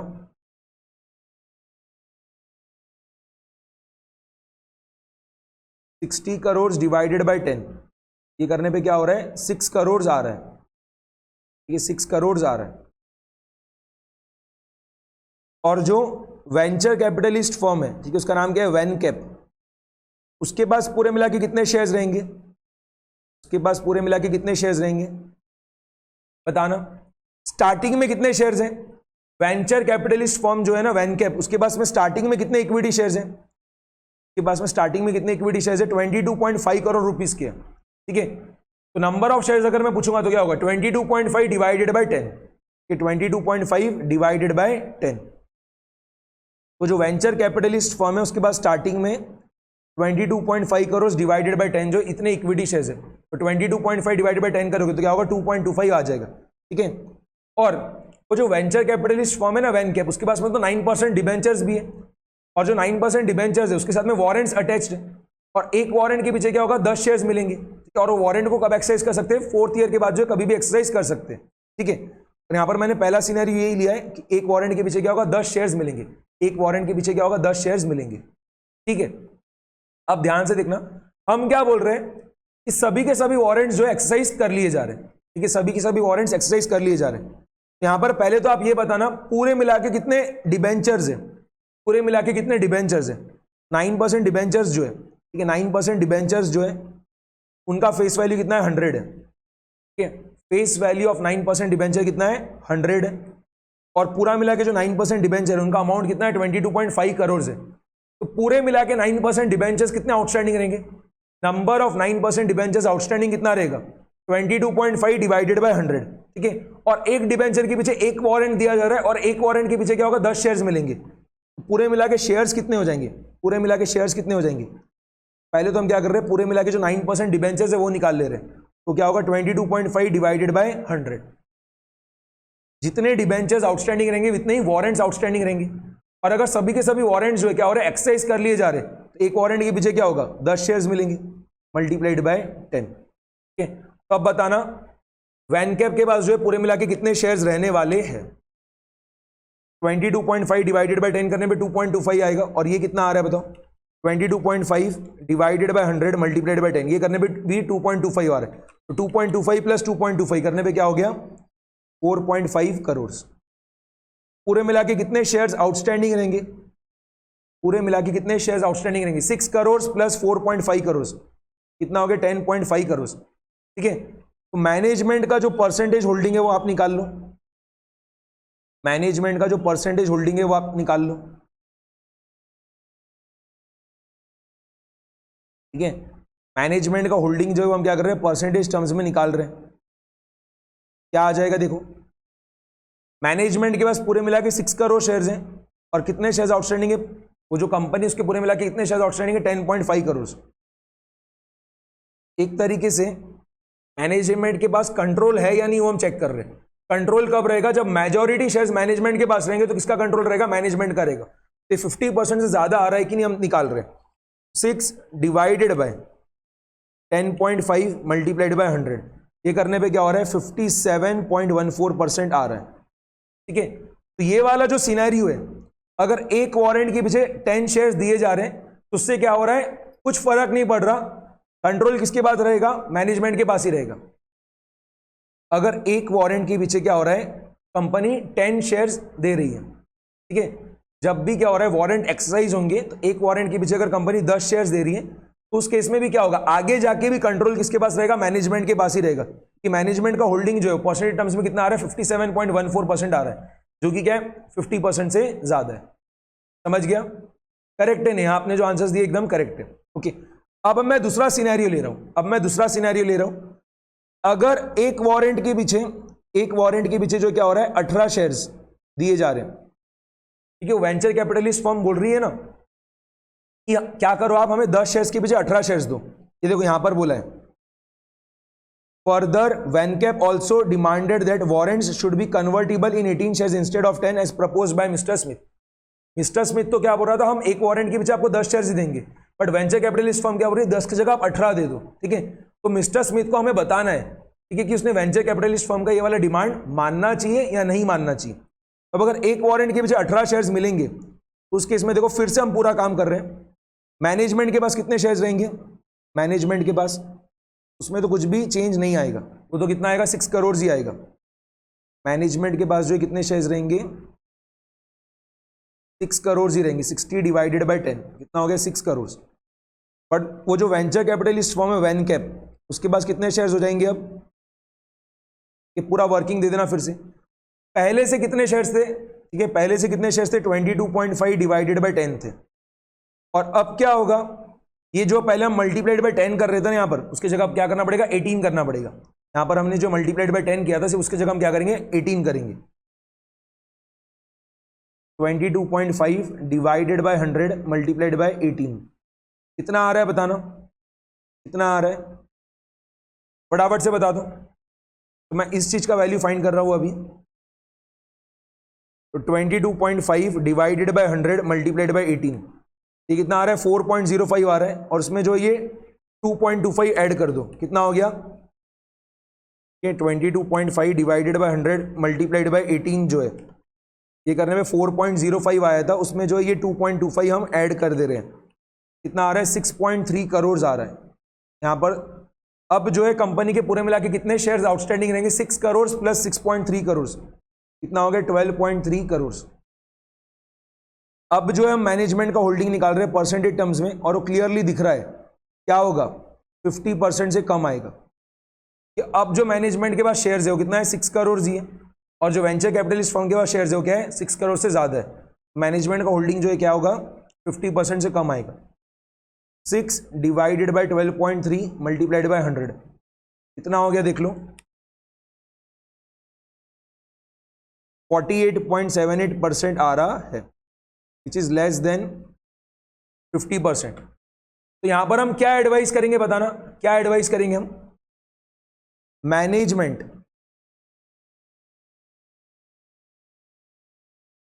should not accept management should not accept demand of VanCap. Management should not accept demand of VanCap of 18 shares, as in that case management will lose control.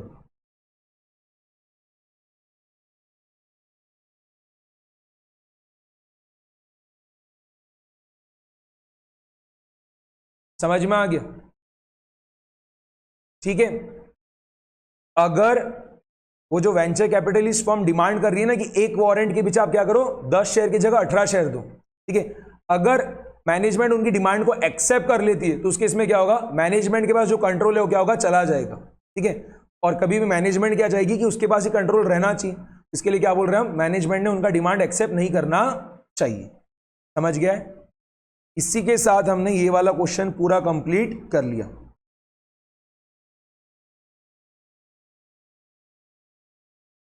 ये तो बहुत अच्छा क्वेश्चन है, बट वही है कि ये सब क्वेश्चंस एग्जाम में अभी नहीं पूछे जा रहे, बहुत टाइम हो गया ये क्वेश्चन पूछा ही नहीं गया है। ठीक है, तो अभी जो हमने दोनों क्वेश्चंस किए थे, क्वेश्चन नंबर 14 तो सिंपल था, ठीक है, क्वेश्चन नंबर 14 तो सिंपल था, उसका आंसर भी फटाफट से आ गया था, बट क्वेश्चन नंबर 50 जो है लेंदी है, ठीक है, और अच्छा क्वेश्चन है, मस्त क्वेश्चन है एकदम, बट एग्जाम में जो है पूछा नहीं गया। बट ये दोनों क्वेश्चन आपके स्टडी मटेरियल में भी दिए रखे, बट एग्जाम में पूछे नहीं जा रहे। तो अगर कोई चेकर का मन हुआ ना कि पेपर एकदम डिफिकल्ट सा सेट करना है, ठीक है, पेपर सेटर का, चेकर का नहीं, अगर पेपर सेटर का जो है मन हो गया कि बहुत डिफिकल्ट पेपर सेट करना है, तो क्या करेगा, ढूंढ ढूंढ के वो क्वेश्चंस पूछेगा जो है बहुत टाइम से टेस्ट नहीं हुए। ठीक है, क्योंकि स्टूडेंट का मेंटेलिटी क्या होता है, जो क्वेश्चंस बहुत फ्रीक्वेंट मैनर में टेस्ट किए जा रहे हैं उनके आने की चांसेस ही ज्यादा रहेगी। ठीक है, जो नहीं पूछे गए इतने टाइम से वो आगे भी पूछे नहीं जाएंगे। और अगर पेपर सेटर का मूड हो गया कि इस बार जो है बच्चों को लटकाना है, ठीक है, तो उसको डिफिकल्ट पेपर सेट करना है, तो क्या करेगा, ढूंढ ढूंढ के हर चैप्टर में से उन क्वेश्चंस को पूछेगा जो बहुत टाइम से टेस्ट नहीं किए गए।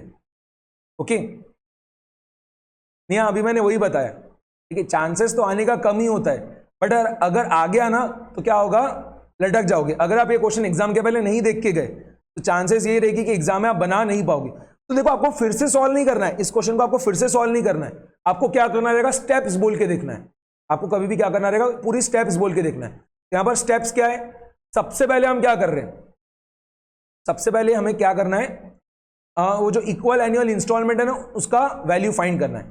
ठीक है, कि जो 9% डिबेंचर्स है उसके केस में क्या हो रहा है, प्रिंसिपल का रिपेमेंट भी जो है क्या हो रहा है, हर साल के साल होते जा रहे हैं। ठीक है, और वहां पर क्या हो रहा है कि हर ईयर के एंड में जो है क्या हो रहा है, एक इंस्टॉलमेंट है, ठीक है, वो क्या हो रहा है, पे करते जा रहे हैं। ठीक है, और इंस्टॉलमेंट का अमाउंट जो है वो क्या है, इक्वल है।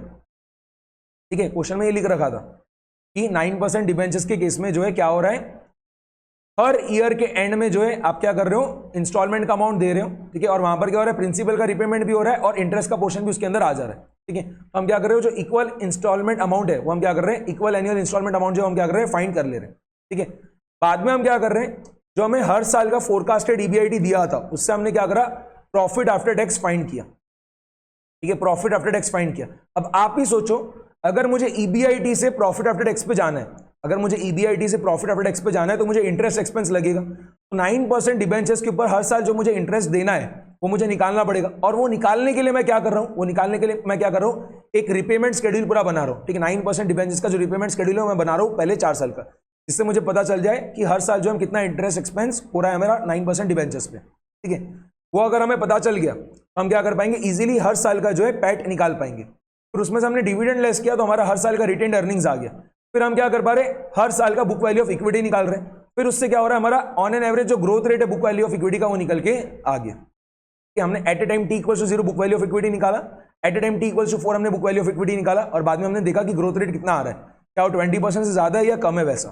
ठीक है, और इस हिसाब से हमने बताया कि मिस्टर स्मिथ का जो प्रोजेक्शन है वो करेक्ट है कि इनकरेक्ट है। क्लियर हो गया? तो फर्स्ट वाला पार्ट जो है ना वही एक सिर्फ जो है टफ था। नहीं फरहान, ठीक है, बुक वैल्यू ऑफ इक्विटी निकालना है। ठीक है, बुक वैल्यू ऑफ इक्विटी निकालना है। अगर आप बुक वैल्यू पर इक्विटी भी निकालोगे, ठीक है, अगर आप बुक वैल्यू पर शेयर भी निकालोगे, फरहान यहां पे बोल रहा है कि उसे लग रहा था कि फर्स्ट वाले पार्ट में जो है बुक वैल्यू पर शेयर जो है उसको कंपेयर करना है कि at a time T equals to 0 book value per share क्या है और at a time T equals to 4 book value per share क्या है। अगर आप वो भी कंपेयर करोगे ना फरहान, तो क्या होगा, सेम ही आएगा। वो भी क्या होगा, सेम ही आएगा। उसके पीछे का रीजन क्या है, क्योंकि पहले 4 साल जो आपके नंबर ऑफ शेयर्स आउटस्टैंडिंग है वो क्या है, सेम है। समझ में आ गया फरहान? पहले 4 साल कुछ भी नए इक्विटी शेयर्स इश्यू हो रहे हैं क्या, नहीं, तो इस वजह से क्या होगा, उसका आंसर भी आपका सेम ही आएगा। अगर आप बुक वैल्यू पर शेयर भी फाइंड करोगे, at a time T equals to 0 आप book value per share find करोगे, और at a time T equals to 4 भी आप book value per share find करोगे, उससे भी जो है आपका ग्रोथ रेट क्या होगा, एग्जैक्टली सेम आएगा, 23.96% ही आएगा। ओके, चलो यहां पर हमारा ये वाला चैप्टर पूरा कंप्लीट हो चुका है।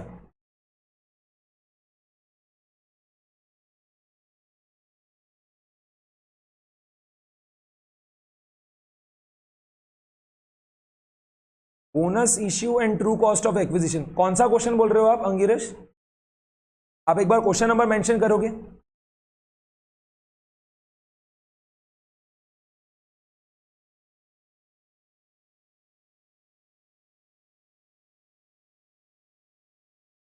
मैंने जो क्वेश्चन होमवर्क में दिया था उसमें पूछ रहे हो क्या आप?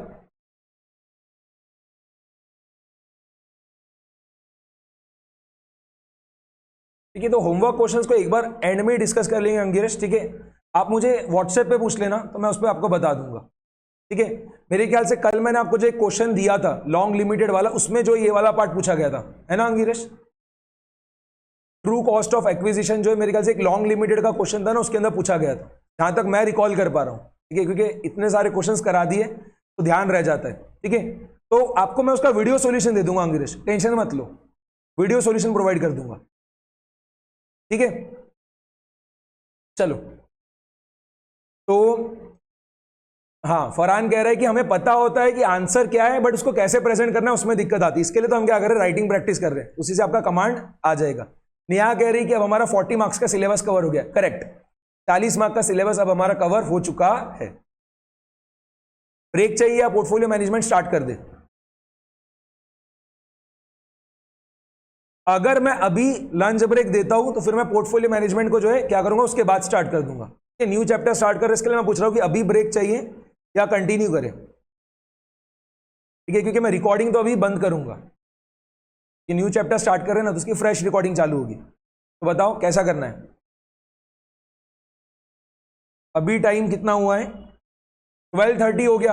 अगर आप बोलते हो तो अभी ब्रेक ले लेते और 1 PM को स्टार्ट कर देंगे, कि 1 PM को जो है क्लास स्टार्ट कर देंगे,